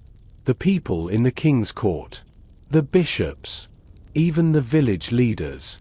Whoever holds that book owns the kingdom. Thomas didn't care about books or kingdoms. He saw the ceiling stones beginning to sag. The forced mechanism was tearing the foundation apart. Elena, take the scholar. Thomas commanded. The ceiling won't hold. Thomas lunged forward, his heavy iron bar swinging in a wide arc. Brother Peter dropped the lever and drew a long, thin blade from his belt. It was coated in the same green poison found on the needle. The altar continued to sink, the gears screaming as they ground into dust. Peter parried Thomas's strike with surprising speed. You are a man of iron and fire. Thomas. You have no place in a world of shadows. I like the light. Thomas grunted, pushing back with all his strength. It makes it easier to see the weeds that need pulling. As they fought, a massive stone block fell from the ceiling, smashing the altar and pinning the mechanism. The vibration stopped instantly, replaced by an eerie, ringing silence. The vault was open, but the way back was becoming a tomb of falling rock. The scent of lilies has been replaced by the smell of ozone and sulfur. The inner chamber is unstable. What is the current state of the group? Thomas, locked in a duel with Brother Peter on the edge of the pit. Elena, guarding the entrance, her sword ready to intercept any other shadows. Edward, desperately trying to reach the golden ledger before the vault collapses. The clash of steel against iron rang out through the crumbling chamber.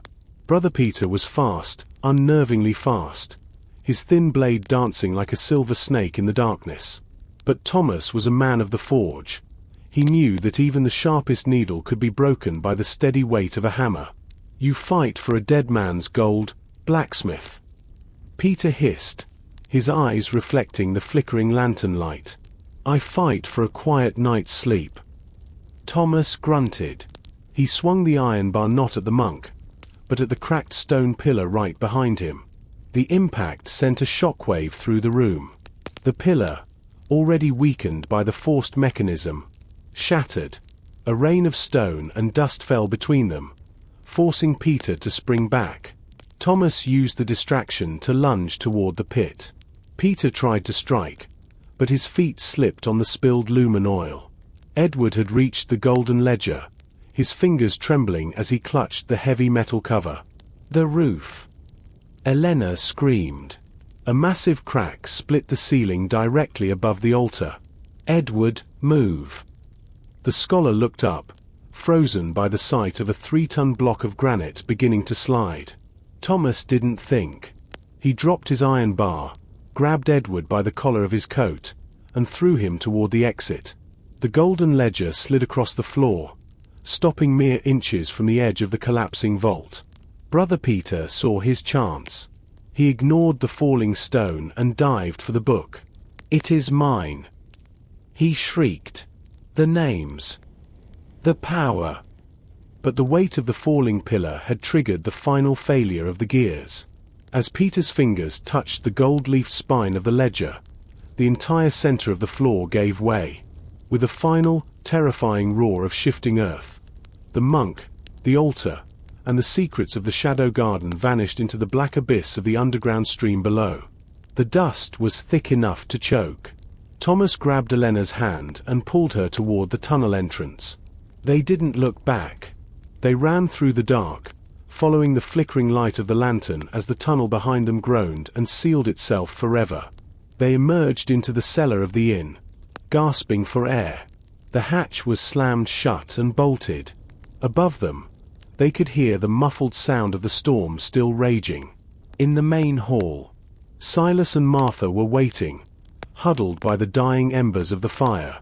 Thomas sat down on a bench, his hands covered in stone dust and blood. He reached into his pocket and pulled out the iron key. It was twisted and useless now. The murderer, lost in the collapse. The motive, to seize a book that could control a kingdom. The result, the Shadow Garden's records are buried under 1,000 tons of mountain rock. Is it over? Martha asked, her voice a tiny whisper. Thomas looked at the window. The white snow was still falling, but the oppressive weight in the air, the sweet, sickly scent of lilies, was gone. The garden is buried. Martha, Thomas said, his voice deep and tired. Go to sleep. The sun will be up in a few hours, and we'll have a road to clear. The sun rose over Blackwood not with a golden glow, but with a pale, surgical light that made the snow-covered valley look like a graveyard.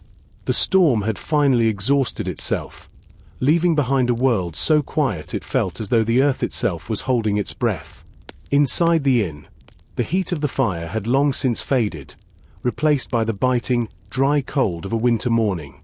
Thomas sat by the frost-covered window, his large hands resting on his knees.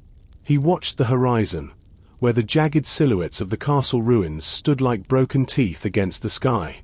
The adrenaline of the night had vanished, leaving a heavy, bone-deep ache in its place.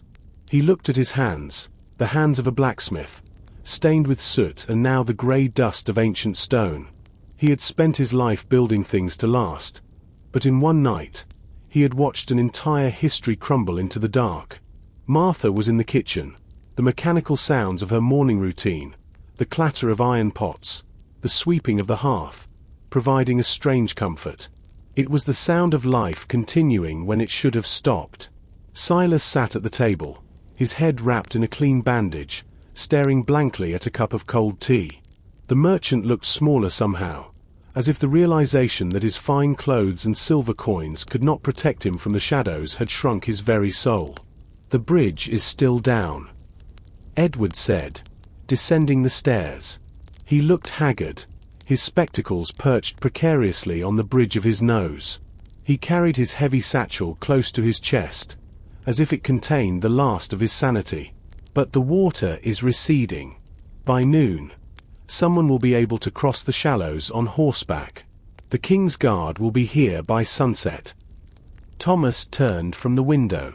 "And what will we tell them, Edward?" "That a monk who wasn't a monk killed a lord who wasn't just a lord, only for a ghost story to swallow them both. We tell them the truth," Elena said, emerging from the shadows of the hallway. She was already dressed in her leather armor, her sword strapped firmly to her side. She looked ready to march to war. "But not all of it. If the Shadow Garden has roots in the capital, we don't know who the truth belongs to. We need to be careful about which captain we trust." Thomas nodded. He reached into his pocket and felt the twisted remains of the iron key. It was a useless piece of scrap now, but it felt like a lead weight. He realized then that their roles had shifted. They were no longer just survivors of a storm. They were the only people who knew that the kingdom was built on a foundation of secrets that were starting to leak. Suddenly, a low, rhythmic sound drifted over the snow. It wasn't the wind. It was the sound of bells, the heavy, bronze bells of the village chapel, ringing a slow, mournful toll. "The priest," Thomas whispered. "Father John is calling the village to wake." Thomas stood up, his joints popping. He felt a strange urge to return to his forge, to feel the heat of the fire and the honest weight of his hammer. But as he looked at Elena and Edward, he knew his time at the anvil was over for a while. The inner chamber had been sealed, but the scent of lilies still lingered in the back of his throat. The arrival of the King's Guard was not the heroic entrance Silas had prayed for. Instead of a bright company of knights, only 4 men appeared, their red cloaks stained black with slush and their horses heaving from the climb. At their head was a man with a face like scarred leather and eyes that seemed to count every splinter in the inn's door. This was Captain Vane. Vane did not dismount immediately. He sat atop his black stallion, surveying the inn and the 3 figures standing in the doorway. Thomas stood in the center, his broad shoulders blocking the light from the hall. He didn't like the way Vane looked at the castle ruins. It wasn't the look of a man seeing a tragedy. It was the look of a man seeing a lost opportunity. Lord Julian's messenger sent word before the storm hit, Vane said, his voice a gravelly rasp. He said the Lord was in danger. It seems he was right. Where is the body? Upstairs, Captain, Thomas replied, stepping aside. But the man who killed him is no longer in the building. The investigation was cold and clinical. Vane's men moved through the inn like hounds, poking at the red wine stain, examining the locked door, and whispering in corners. Vane himself spent a long time in the Lord's room. He didn't seem interested in the silver button or the needle Thomas had found. He was looking at the walls, the floorboards, and the empty space where the iron box had been. A locked room, Vane mused, standing over the sheet-covered body. And you say a monk fell into a hole that has now conveniently disappeared. The floor collapsed. "Captain," Edward explained, stepping forward with his hands tucked into his sleeves. The structural integrity of the undercroft was compromised by the mechanism. "I have the maps to prove." "I don't care about maps, scholar," Vane interrupted, turning his sharp gaze on Edward. "I care about the ledger." Lord Julian was supposed to be transporting a record of great importance to the crown. "My orders are to secure that record." "Where is it?" Thomas felt a cold prickle of alarm. Elena shifted her weight beside him, her hand hovering near her sword. Vane hadn't mentioned the Shadow Garden, yet he knew exactly what the Lord was carrying. "It's at the bottom of a subterranean river, Captain," Thomas said, his voice dropping an octave. "Buried under 10 tons of the Blackwood hill. Unless your men are part fish and part mountain goat, it's gone." Vane walked toward Thomas until they were chest to chest. The captain was a tall man, but Thomas was wider, a wall of muscle shaped by years of labor. The tension in the room was a physical thing, a cord stretched to the point of snapping.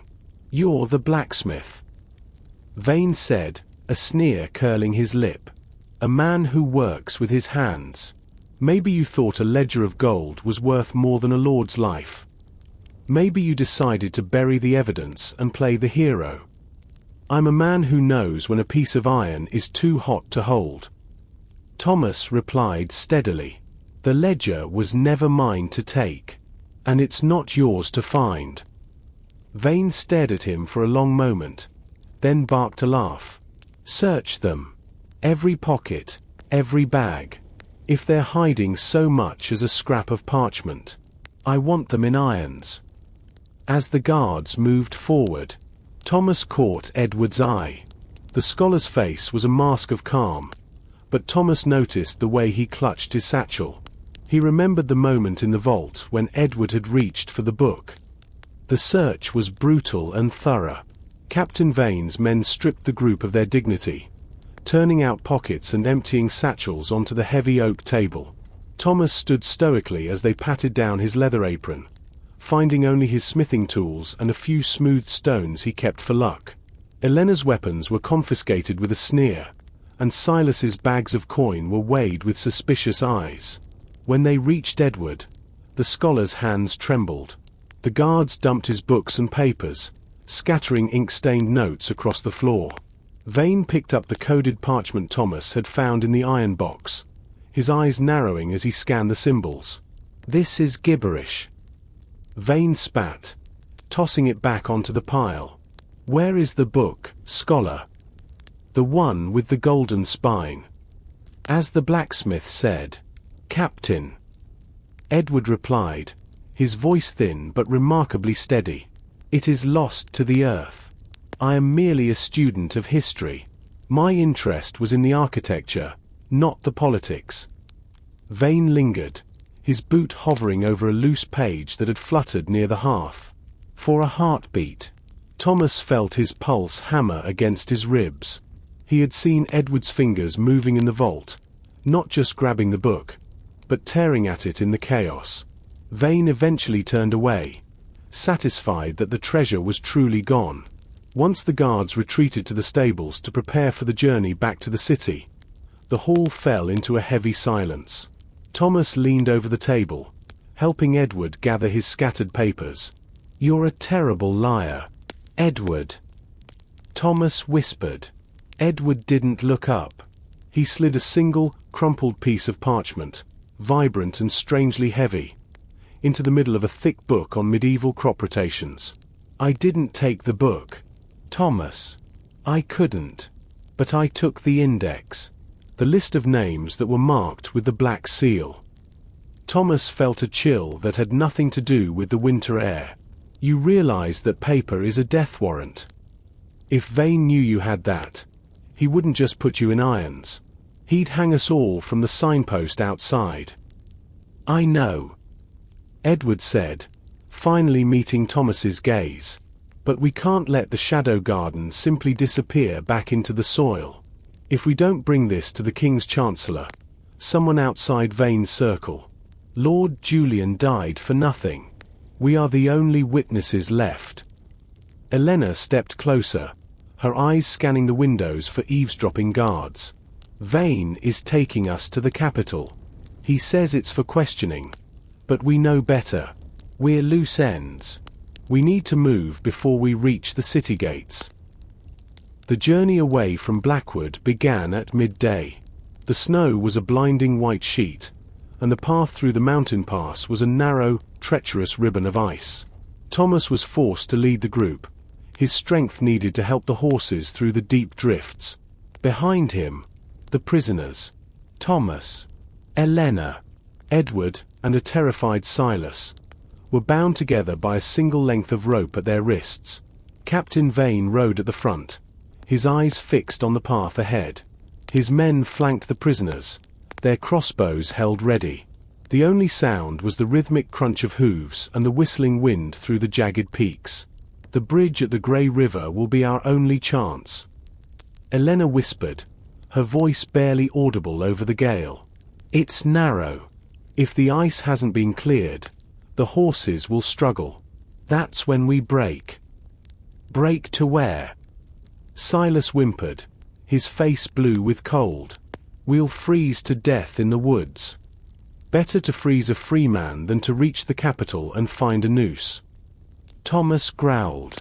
He looked up at the towering cliffs. He knew this terrain. He had spent years sourcing ore from these mountains. He knew that just beyond the next bend, there was a secondary path, an old goat trail that led to the abandoned iron mines. As they reached the highest point of the pass, a sudden crack echoed through the mountains. It wasn't a crossbow bolt. It was the sound of shifting snow. High above, a ledge of ice had groaned under its own weight. Avalanche! Vane shouted, his horse rearing in panic. The world turned into a chaotic blur of white. A wall of snow tumbled down the mountainside, not directly onto the path, but enough to create a terrifying curtain of ice and wind. In the confusion, the guard closest to Thomas lost his footing, his horse sliding toward the precipice. Now! Elena yelled. Thomas didn't hesitate.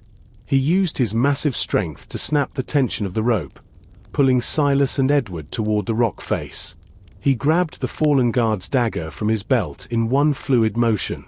This way! Thomas commanded, pointing toward a dark narrow opening in the stone, the entrance to the old mines. They dove into the darkness just as a second wave of snow swept over the path, screaming into the void. Behind them, they heard Vane's muffled shouts and the frantic neighing of horses. They were in the deep earth again, but this time, the mountain was their only ally. The transition from the blinding white of the avalanche to the absolute ink of the mine was like a physical blow. For several seconds, the group stood in a stunned silence, the only sound being the ragged, freezing gasps of their own breath. The air inside the tunnel was stale and smelled of wet rust and very old dust. Thomas was the first to move. As a blacksmith, his eyes were accustomed to finding shapes in the dim glow of a forge, but here, there was no glow. He reached into his belt pouch, his fingers finding his flint and steel. "Stay still," he commanded. The floor in these old mines can drop away without a sound. With a few practiced strikes, a shower of sparks illuminated the cavern for a heartbeat, reflecting off the jagged walls. He found a piece of discarded pine timber, an old support beam, and used a shred of his own tunic to create a makeshift torch. The light flickered to life, throwing long, monstrous shadows against the stone. The mine was a labyrinth of narrow passages. Thomas led the way, his eyes scanning the ceiling. He knew the history of these mountains. These shafts had been picked clean a generation ago, but they were often used by smugglers. "Thomas, look," Elena whispered, pointing to a section of the wall where the stone had been smoothed away. Carved into the rock was a small, familiar symbol, a flower with 7 petals. It was faded, nearly reclaimed by the moss, but it was unmistakable. The Shadow Garden. Edward breathed, adjusting his spectacles. This wasn't just a mine. It was their highway, a way to move men and supplies through the mountains without ever being seen by the king's patrols. Which means there's an exit, Thomas said. And it won't lead back to the mountain pass. It will lead toward the lowlands. As they moved deeper, the temperature began to rise. The freezing bite of the storm was replaced by a humid, heavy warmth. They were descending toward the roots of the mountain. Silas stumbled frequently, his breath coming in wheezing sobs, but Thomas kept a firm hand on the merchant's shoulder. They couldn't afford to stop. Behind them, muffled by the stone, they heard a rhythmic sound. "Vane?" Silas asked, his eyes wide with terror. "No," Thomas said, listening intently. "The mountain is settling after the avalanche. But we don't have long. These beams are rotten. If the mountain moves again, this whole place becomes a tomb." The path grew steeper, turning into a series of jagged stone steps that spiraled downward. The air became thick with the smell of sulfur and damp earth. Thomas held the torch low, revealing a thin stream of black water running along the center of the floor. "This is an old drainage vein," Thomas explained. "It should lead to the river at the base of the cliffs. If we follow the water, we follow the way out." Elena suddenly stopped, her hand flying to the empty space where her sword usually hung. "Movement. Ahead of us." Thomas extinguished the torch, plunging them into a darkness so thick it felt like water. They stood frozen, hearts hammering. From the darkness ahead came a low, scraping sound, followed by the faint clink of metal against stone. "Is someone there?" Edward whispered, his voice trembling. A soft, golden light appeared in the distance. It wasn't a torch, but a lantern, a fine, glass-enclosed lantern that didn't flicker. A figure emerged from a side tunnel. He was a small man, dressed in a tattered grey coat that seemed to blend into the rock. In his hand, he held a heavy iron pick, but it was his eyes that caught the light.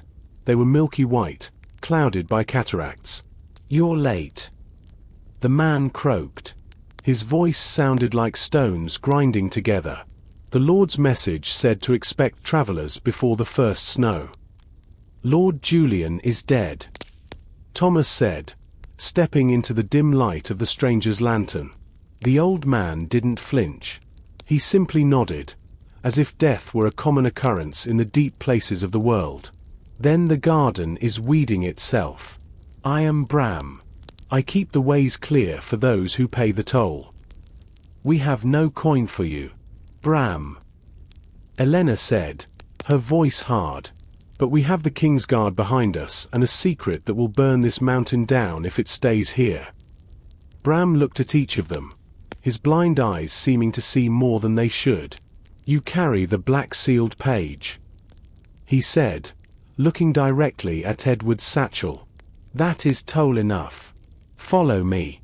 The drainage tunnels are flooded, but there is a bridge the miners left behind." He led them through a series of chambers filled with the rusted remains of giant iron wheels and broken ore carts. The scale of the operation was staggering. It wasn't a mine, it was an underground city, silent and waiting. "Where does this lead, Bram?" Thomas asked.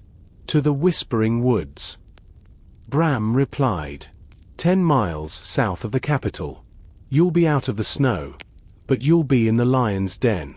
The Shadow Garden has ears in every tree in those woods." As they reached a massive iron door, Bram turned back to them. "A warning, blacksmith. Iron breaks. Shadows just bend. Don't think because you escaped the mountain that you have escaped the garden." He pulled a heavy lever, and the door groaned open. A blast of cool, fresh air hit them, not the freezing air of the peaks, but the sweet, damp air of the lowlands. They stepped out onto a ledge overlooking a vast, dark forest.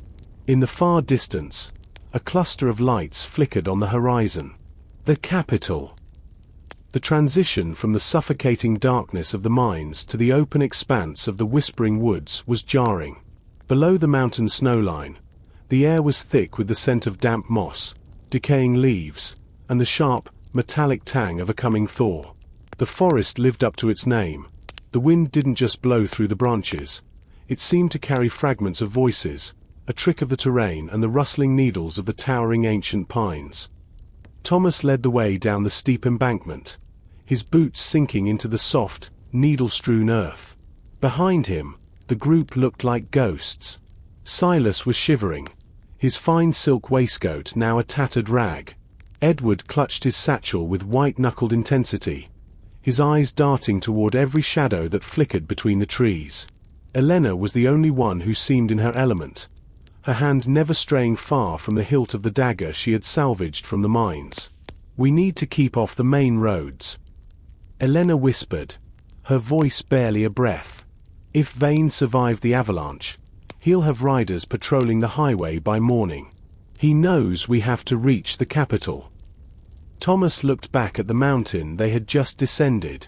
The peaks were still wreathed in storm clouds, but down here, the world was a murky green and brown. Bram said these woods are a lion's den. If the Shadow Garden has ears here, we're walking into a trap whether we take the road or the brush. They moved in a tight formation. The woods were dense, the canopy so thick that the moonlight struggled to reach the forest floor. Every snap of a twig sounded like a gunshot. As they walked, Thomas noticed strange markings on the trunks of the trees, not the seven-petaled flower, but simple, jagged lines carved at eye level. "Trail markers," Edward noted, pausing to inspect one. "But they aren't for travelers. These are distance markers for archers. Someone has measured the sight lines in this part of the woods." The realization hit Thomas like a bucket of ice water. They weren't just walking through a forest. They were walking through a kill zone. He signaled for the group to drop to the ground. "We don't move during the night," Thomas commanded. "The shadows are too long, and we're too loud. We find cover and wait for the first light." They found a hollow beneath the roots of a fallen cedar. It was cramped and smelled of wet dog, but it offered protection from the wind and obscured them from the path. As they huddled together for warmth, the whispers of the woods grew louder. It wasn't just the wind. It was the sound of distant hooves, slow, deliberate, and moving in a circle around their position. Inside the hollow, the silence was heavy. No one dared to light a fire. They shared a few scraps of dry bread Martha had pressed into Thomas's hands before they left the inn. Silas had finally stopped shaking, but he looked like a man whose spirit had been hollowed out. "Why are you doing this, Thomas?" Silas asked suddenly. His voice was a rasp. "You're a blacksmith. You could have stayed in the village. You could have told the guard everything and walked away. Now, you're a fugitive with a price on your head." Thomas looked at the merchant. "Because the iron in that vault didn't belong to the king, Silas. It belonged to the truth. In the forge, if you leave a pocket of air in the metal, the blade shatters when it hits the shield. This kingdom has too many air pockets. If someone doesn't hammer them out, the whole thing is going to break." Edward pulled the stolen page from his book. Even in the dim moonlight, the black seal seemed to pulse with a dark energy. "This page contains 42 names, Thomas. 42 men and women who sit at the king's table while they feed the Shadow Garden. If we reach the Chancellor, we don't just solve a murder, we stop a revolution."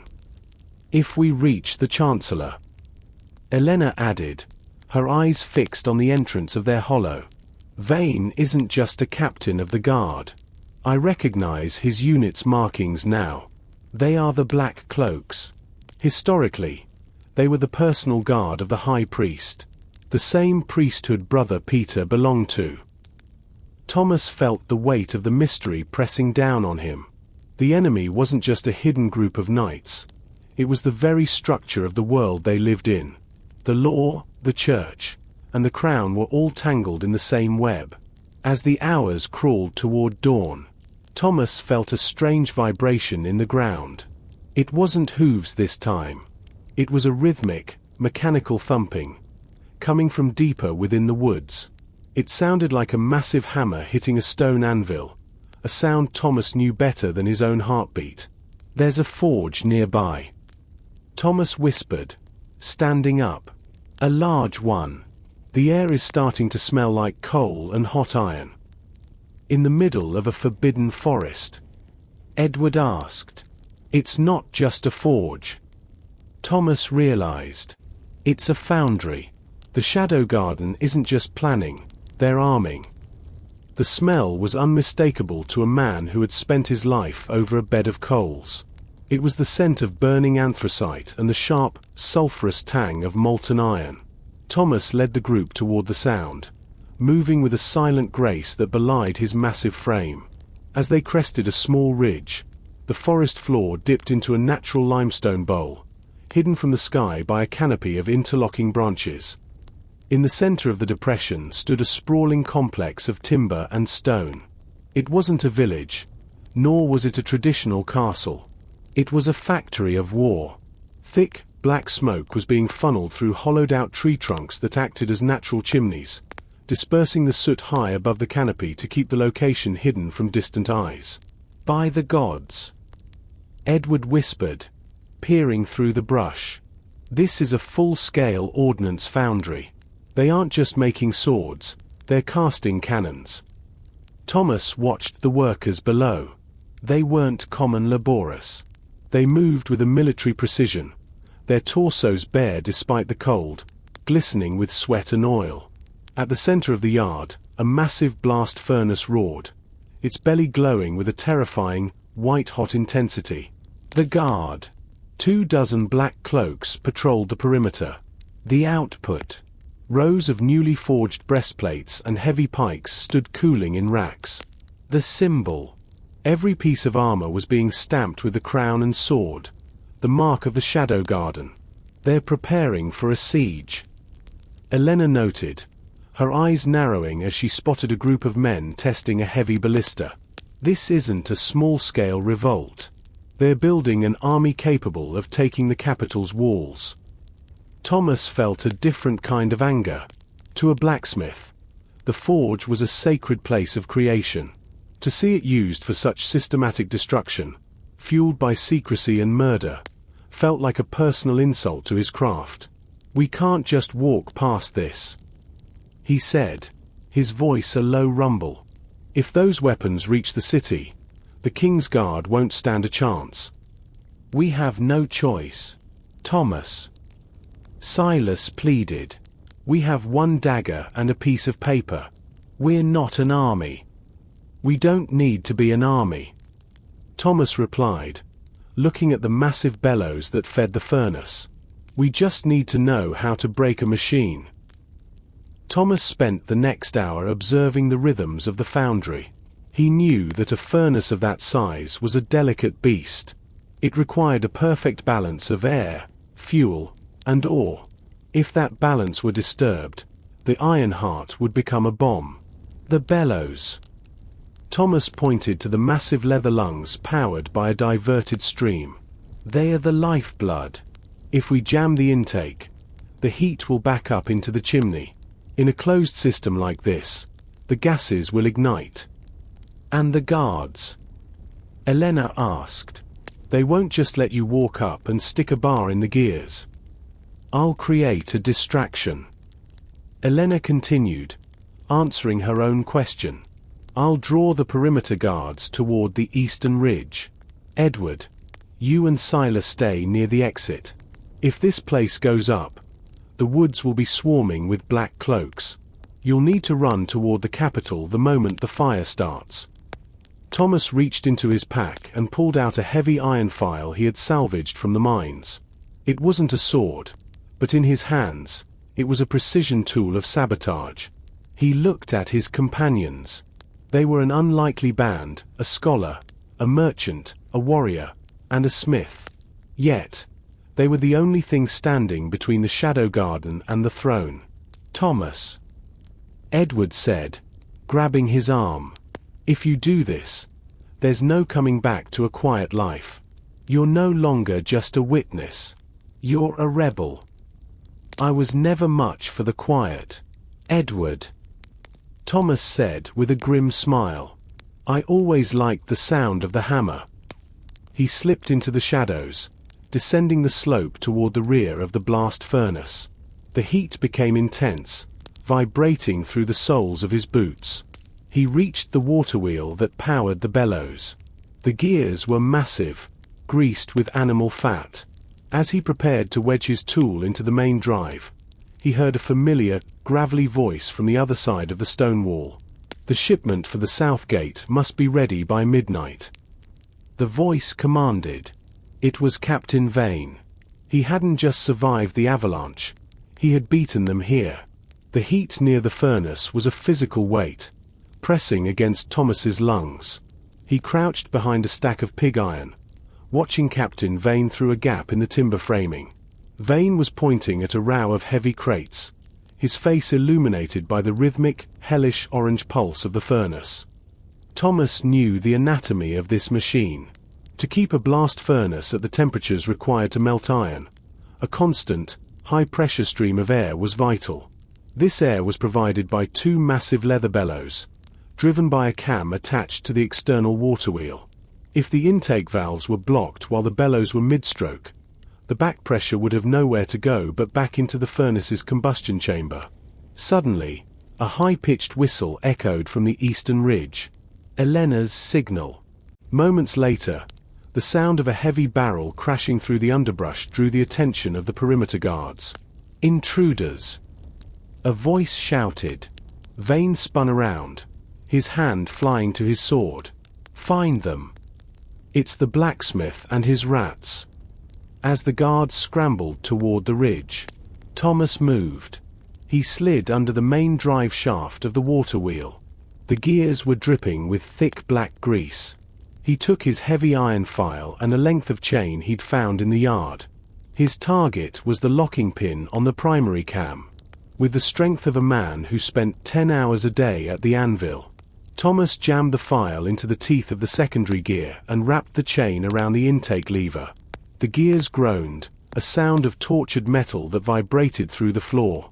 The reaction. The water wheel stuttered, the massive wooden paddles fighting the resistance. The bellows. One side was stuck in the open position, while the other began to compress against a blocked valve. The sound. A low, thrumming roar began to build within the stone belly of the furnace. Thomas felt the air around him begin to vibrate. He had seconds before the pressure found the weakest point in the system. He scrambled out from under the machinery, staying low to the ground to avoid the heat. As he turned to run, he saw Vane standing near the furnace outlet, his eyes wide as he realized the rhythm of the forge had changed. Blacksmith! Vane roared, drawing his blade. Thomas didn't stay to fight. He dove over a pile of charcoal just as a jet of white-hot gas hissed from a seam in the furnace wall. The sabotage was complete. The sound was not a single bang, but a series of rapid-fire cracks, like a forest of ancient oaks splintering all at once. The iron heart of the shadow garden was failing. Without the steady flow of air, the gases inside the furnace reached a critical flashpoint. Thomas sprinted toward the rendezvous point. Behind him, the foundry was a scene of pure chaos. The massive leather bellows finally ruptured, sending shards of wood and leather flying across the yard. The backdraft sucked the flames out of the furnace doors, engulfing the cooling racks and the wooden supports of the roof. Thomas! Over here! Elena's voice came from the tree line. He reached the ridge, sliding into the dirt beside Edward and Silas. They were staring down at the inferno. The black smoke was no longer being funneled through the trees. It was a massive column rising into the sky, visible for miles. We have to go. Thomas panted, grabbing Edward's arm. The black cloaks will be hunting for blood now.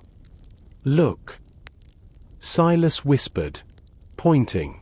Through the smoke, they saw Vane. The captain had been thrown back by the initial blast, his cloak singed, but he was alive. He stood amidst the burning wreckage of his weapons, his face a mask of absolute fury. He wasn't looking at the fire. He was looking directly at the ridge where they stood. He raised a hand, signaling to a group of mounted riders who had managed to stay clear of the explosion. "He's not giving up," Edward said, clutching his satchel. "He knows we have the list. He knows that without that paper, he has nothing to show the Grand Master for this failure." "Then we make for the river," Thomas decided. "The foundry fire will draw the king's scouts from the city. If we can reach the South Bridge before Vane's riders cut us off, we can disappear into the capital's crowds." They turned and vanished into the whispering woods, moving faster than they ever had. The orange glow of the burning foundry stayed at their backs, a beacon of their defiance. But as they ran, Thomas heard the sound of horns in the distance, the hunting horns of the Shadow Garden. The chase was no longer a secret. It was a race for the life of the kingdom. The roar of the foundry explosion was soon replaced by the rhythmic, terrifying sound of pursuit. The whispering woods, once a place of eerie quiet, now echoed with the frantic drumming of hooves and the sharp, military blasts of signal horns. The fog began to roll in from the lowlands, thick and tasting of damp earth, clinging to their clothes like wet wool. Thomas led the pace, his boots churning through the leaf litter. His lungs burned, and the heavy iron bar he still carried felt like a part of his own arm. Beside him, Elena moved with the grim efficiency of a predator being hunted. She kept her eyes on the tree line, knowing that Vane's riders wouldn't just follow their tracks. They would try to flank them, herding them like cattle toward a slaughterhouse. "They're closing the distance," Elena panted, her voice rasping. "The horses have the advantage in the clearings. We have to stick to the thickets." I can't go on," Silas wheezed, stumbling over a protruding root. He fell hard, his hands scraping against the frozen ground. Thomas doubled back, hoisting the merchant up with one hand as if he weighed nothing. "You'll go until we reach the gates, Silas," Thomas growled. "Or you'll die here. Choose quickly." Edward was clutching his satchel to his chest as if it were a shield. "The fog is our only ally now. If we can reach the Great North Road, we might be able to lose them among the merchant caravans." "Vane knows that," Thomas said. "He'll have the road blocked. We need to cross the Grey River before we reach the highway. The current is fast, but there's an old stone bridge, the Weaver's Arch, that the locals use. It's too narrow for a full cavalry charge." As they broke through a dense cluster of brambles, the first of the riders appeared. A black cloak emerged from the mist on a grey destrier, his crossbow leveled. Before the man could pull the trigger, Elena's hand blurred. The small throwing knife she had salvaged from the foundry struck the rider's shoulder. He cried out, his shot whistling harmlessly into the canopy. "Run!" Thomas roared. They dived down a steep embankment, sliding through mud and melting snow. The sound of the river grew louder, a deep, churning growl that promised either safety or a watery grave. Behind them, the sounds of more riders crashing through the brush confirmed that Vane had committed his entire remaining force to the hunt. They weren't just soldiers anymore. They were a pack of wolves, and the scent of the secret list was driving them to madness. The Grey River was a churning ribbon of slate-colored water, swollen by the mountain runoff. The Weaver's Arch stood as a lonely sentinel over the torrent, a crumbling stone bridge built in an age when the village of Blackwood was more than just a footnote on a map. It was narrow, barely wide enough for a single wagon, and the stone railings had long since vanished. Thomas skidded to a halt at the foot of the bridge. "Across! Now!" Edward and Silas scrambled onto the slick stones, their feet sliding dangerously near the edge. Elena stood her ground at the bridgehead, her eyes fixed on the forest they had just exited. Thomas stood beside her, his iron bar held low. From the mist emerged Captain Vane. He was no longer the composed officer. His face was blackened by the foundry blast, his armor dented, and his horse was lathered in white foam. 6 riders flanked him, their swords drawn. "Give me the page, blacksmith," Vane said, his voice dropping into a dangerous, quiet register. "You've burned my foundry. You've killed my men. There is no world where you walk away from this alive. But if you give me the ledger's list, I will let the girl and the scholar go. You don't have the authority to make deals, Vane," Thomas replied, stepping forward. "You're a servant of a garden that's currently on fire. The King's scouts are already riding toward that smoke. How will you explain the foundry to the High Chancellor?" Vane's eyes twitched. "The Chancellor is on the list. You fool. Everyone is on the list. That's why it must be destroyed." Thomas felt Edward stiffen behind him. The scale of the corruption was even deeper than they had feared. If the man supposed to receive the evidence was the one being accused, there was no safe harbor in the capital. "Then we won't go to the Chancellor," Thomas said, his grip tightening on the iron bar. "We'll go to the King himself." Vane barked a jagged laugh. "You'll have to cross me first." He spurred his horse forward. The narrow bridge meant only one rider could engage at a time. It was a bottleneck, the blacksmith's specialty. As the heavy destrier thundered onto the stone, Thomas didn't strike at the rider. He struck at the bridge itself. He hammered his iron bar into a deep, pre-existing crack in the center of the arch, using every ounce of his forge-hardened strength. The stone groaned, a sound like a dying giant, as the foundation shifted under the weight of the charging horse. The stone under Thomas's boots didn't just crack, it screamed. The Weaver's Arch had stood for centuries, but it was never meant to withstand the rhythmic pounding of a warhorse combined with the focused, devastating impact of a master smith's blow. As the iron bar bit deep into the keystone, a spiderweb of fractures raced across the bridge floor. Vane realized the danger too late.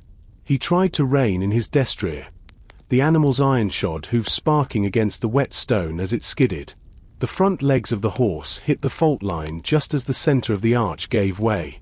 With a roar of collapsing masonry, the middle of the bridge vanished into the churning grey river below. Vane and his mount were thrown forward. The horse managed to scramble onto the far edge of the break, its hind legs dangling over the abyss, while Vane was vaulted from the saddle. He slammed onto the stone on Thomas's side of the river, his sword clattering away into the dark water. The remaining riders were trapped on the opposite bank, watching helplessly as the gap between them widened to 20 feet of rushing death. Thomas stood over the gasping captain, the iron bar resting on his shoulder. Elena had her dagger at Vane's throat in a heartbeat. "Leave him," Thomas said, his voice like grinding gravel. "The river is rising. His men can't cross, and he's in no fit state to run. You're a dead man, Smith." Vane wheezed, blood leaking from a gash on his forehead. "The Shadow Garden is everywhere. You're walking into a trap." "Then I'll just have to break the trap," Thomas replied. They didn't look back. They pushed into the dense fog of the lowlands, leaving the broken bridge and the broken captain behind. The wilderness began to thin, replaced by charcoal burners' huts and the smell of peat fires. By the time the moon began its descent, the silhouette of the capital, Oak Haven, loomed through the mist. It was a massive, sprawling beast of stone and timber, its high walls topped with flickering watchfires. Entering Oak Haven was not a matter of walking through the front gates. With the foundry fire likely reported by now, every entrance would be under the scrutiny of the Black Cloaks and the City Watch. They approached from the south, where the great saws emptied into the river, a foul, echoing labyrinth that Elena knew from her days as a clandestine messenger. The stench was overwhelming, a thick soup of waste and rot that made Silas retch into his sleeve. They waded through knee-deep sludge, the light of their single remaining lantern reflecting off the damp, mossy bricks. Above them, they could hear the muffled rumble of wagon wheels and the distant ringing of church bells. The city was waking up, unaware that it was infested with a rot far worse than the one in its saws. The palace sits on the highest point of the city. Edward whispered, his voice echoing in the tunnel. If we can reach the royal gardens, there is a servant's entrance that Lord Julian used to use, but we'll have to pass through the lower district first. They emerged from a heavy iron grate into a narrow, mud-slicked alleyway in the heart of the slums. The contrast was jarring. While Blackwood was a place of honest stone and wood, Oakhaven's lower district was a tangle of leaning tenements and desperate faces, tense and claustrophobic. Every hooded figure looked like a potential assassin. Every guard's lantern felt like a spotlight. The White Spire, the king's residence. As they moved through the crowded marketplace, Thomas saw the signs of the Shadow Garden's influence. It wasn't in the symbols on the walls, but in the whispers of the people. A group of merchants were huddled together, speaking of the coming change. And the end of the old line. The seeds of the revolution had been sown deep into the soil of the city. They're waiting for a signal. Elena noted, her eyes scanning the rooftops. Vane mentioned a shipment for the south gate. If they've already smuggled the Foundry's weapons into the city, the coup could start at any moment. Thomas felt the weight of the stolen page in Edward's satchel. It was no longer just a list. It was a fuse. They had to reach the king before the Shadow Garden lit the fire. We don't hide anymore, Thomas decided, his hand gripping the iron bar hidden under his cloak. We head straight for the main square. If we create enough noise, the king's personal guard, the true ones, will have to intervene. That's suicide. Silas hissed. It's a forge. Silas. Thomas replied. Sometimes you have to hit the iron hard to make the world listen. The market square of Oakhaven was a sea of humanity, but it was a sea with a dangerous undertow. As Thomas and his companions pushed through the crowds, the air felt electric, humming with the low-frequency anxiety of a city on the brink. The group was battered, stained with the filth of the sores and the soot of the forest, drawing suspicious glances from the well-dressed merchants and the hollow-eyed beggars alike. In the center of the square stood the great cathedral, its shadow stretching toward the palace like a pointing finger. Beside it was the public forge, a massive stone hearth used for city repairs. Thomas stopped. He looked at the heavy iron hammer resting on the anvil, and then at the massive bronze alarm bell hanging in the square's tower. "What are you doing?" Silas hissed, pulling at Thomas's sleeve. "We're supposed to be invisible." "Invisibility got Lord Julian killed," Thomas said. He stepped toward the public forge. A young apprentice started to protest, but one look at Thomas's face, a mask of soot and iron-hard resolve, made the boy scramble back. Thomas picked up the heavy sledgehammer. It felt light in his hands compared to the iron bar he had carried through the mountains. He turned to the alarm bell, usually rung only for fire or invasion. With a roar that seemed to come from the very earth, he swung. The sound was deafening. It rippled through the square, shattering the morning's uneasy peace. The crowd froze. "People of Oakhaven!" Thomas shouted, his voice carrying over the ringing bronze. "The Shadow Garden is at your gates. The steel in your armories is stamped with treason." The effect was instantaneous. From the side streets, men in black cloaks, the same ones they had fought in the woods, began to emerge, drawing short swords. But the noise had also drawn the blue coats, the traditional city watch. The two groups of guards looked at each other with sudden, sharp distrust. Thomas had forced the hidden divide into the light. "The list!" Thomas yelled to Edward. "Show them the black seal." Edward scrambled onto the stone base of the anvil, unfurling the stolen page. The sun caught the vibrant ink of the names. "The Chancellor is a traitor." Edward's voice was high and thin but carried with the weight of absolute truth. "He has sold the south gate to the Shadow Garden." A black cloak lunged for Edward, but Elena was faster. Her dagger flashed in the light, parrying the strike. The square erupted into a chaotic brawl. The people, seeing the symbols of the secret group they had only heard of in whispers, began to roar. The noise was no longer just a bell. It was a revolution against a revolution. In the chaos of the square, a wedge of the king's royal guard, men in polished silver breastplates who had no part in the Black Cloak conspiracy, cut through the crowd. Their leader was a grizzled veteran with a white beard. Sir Alistair. He saw the page in Edward's hand and the desperation in the group's eyes. To the spire! Sir Alistair commanded, his men forming a protective circle around Thomas and the others. If what you say is true, the king is sitting in a nest of vipers. The climb to the white spire was a blur of stone steps and clashing steel. The Shadow Garden wasn't giving up. Assassins seemed to melt out of the tapestries of the palace hallways. Elena and Sir Alistair's men fought a running battle up the spiral staircases, while Thomas used his hammer to smash through barred doors that had been locked by the traitors. They reached the doors of the High Council chamber. Behind these doors sat the king and his closest advisors, including the men whose names were written in black ink on Edward's list. Wait. Edward gasped, his lungs burning. He pointed to the heavy oak doors. The scent. Do you smell it? Thomas inhaled. His blood ran cold. It was the smell of lilies. The same sweet, cloying scent that had filled the locked room in Blackwood.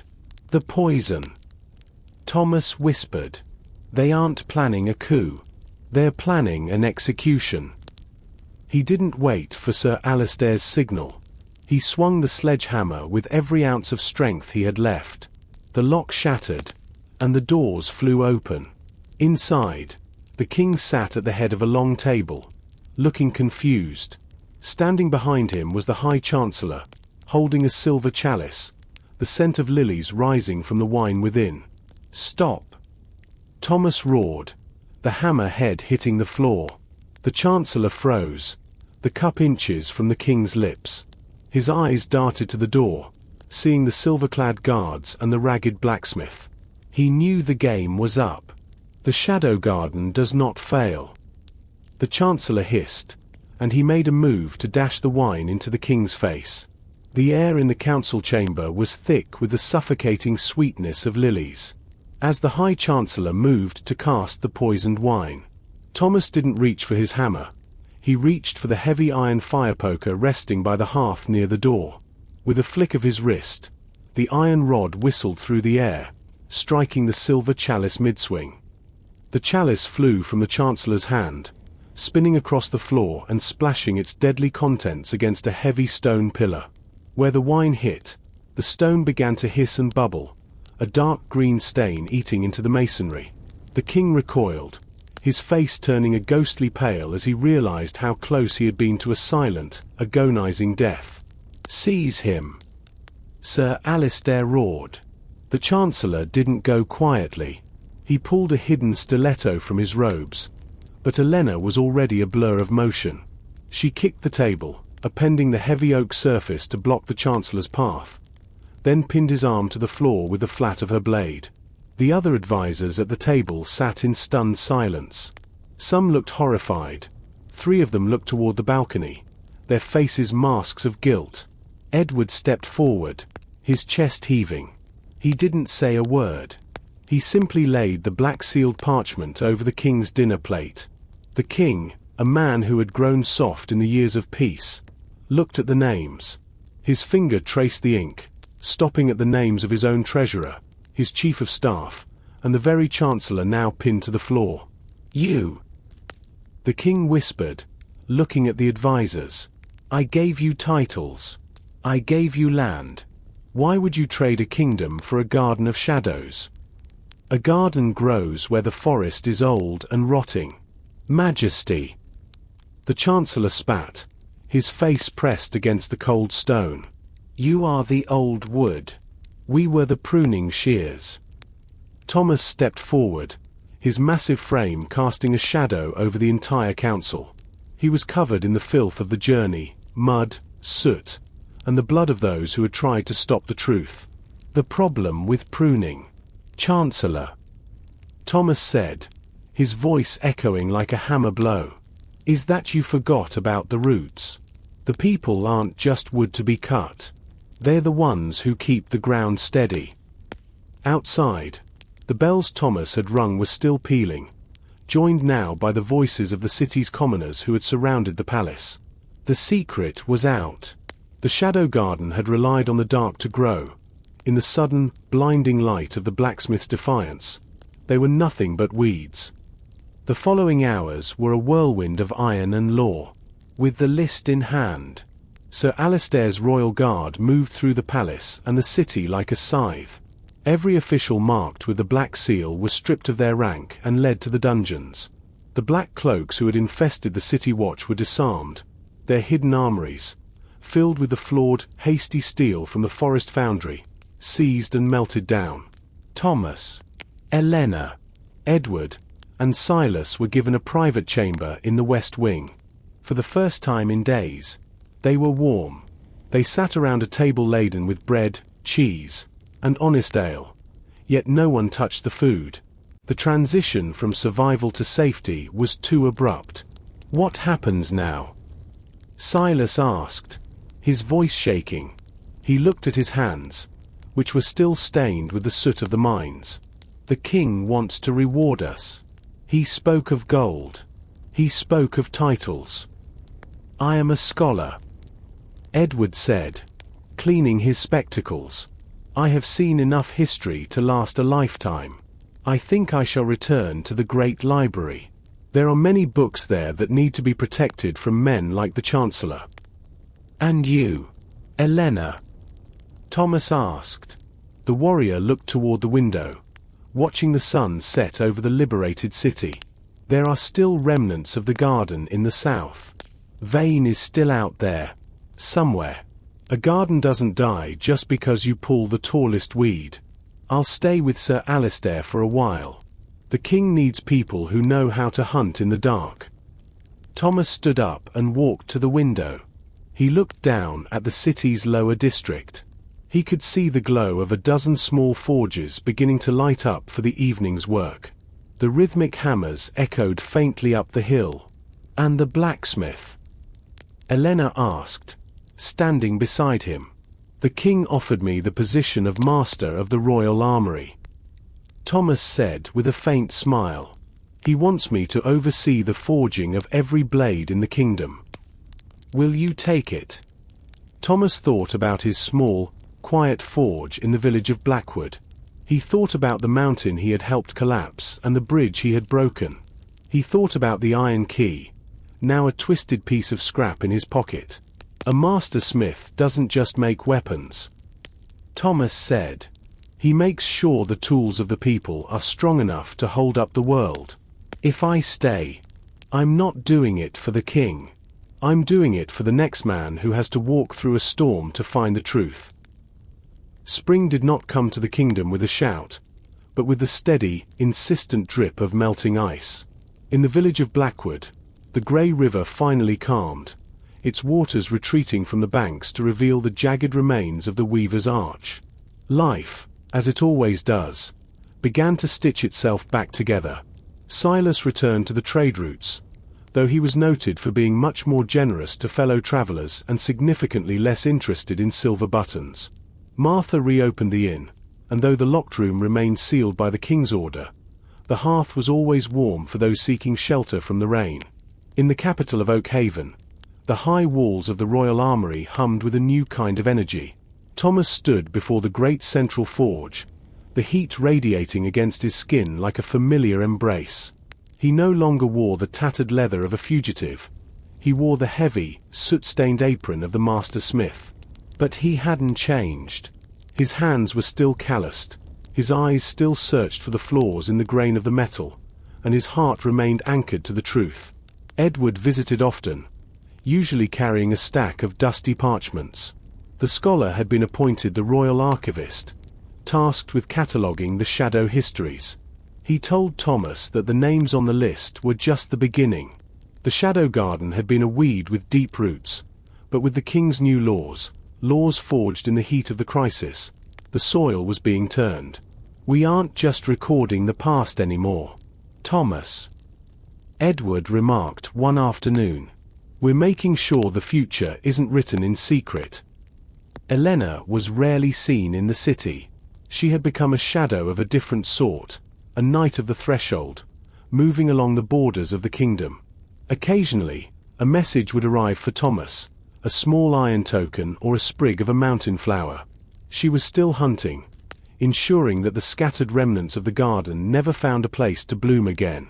On this final evening of the spring thaw, Thomas pulled a small, twisted piece of metal from his pocket.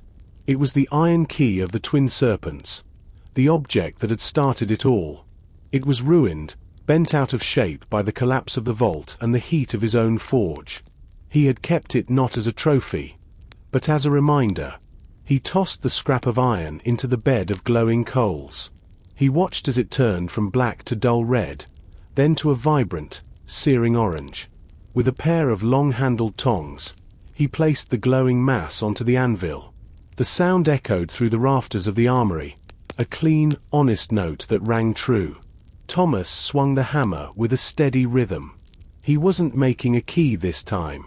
He was folding the metal over and over, hammering out the impurities, turning the legacy of a secret group into something useful. A simple, strong linchpin for a farmer's wagon. The world doesn't need secret keys, Thomas whispered to the sparks that danced around him. It just needs men who aren't afraid to hit the iron until it's right. As the sun set over Oak Haven, the master smith continued his work. The shadows were long, but they were no longer a threat. They were just the natural result of a light that was finally burning bright enough to see by.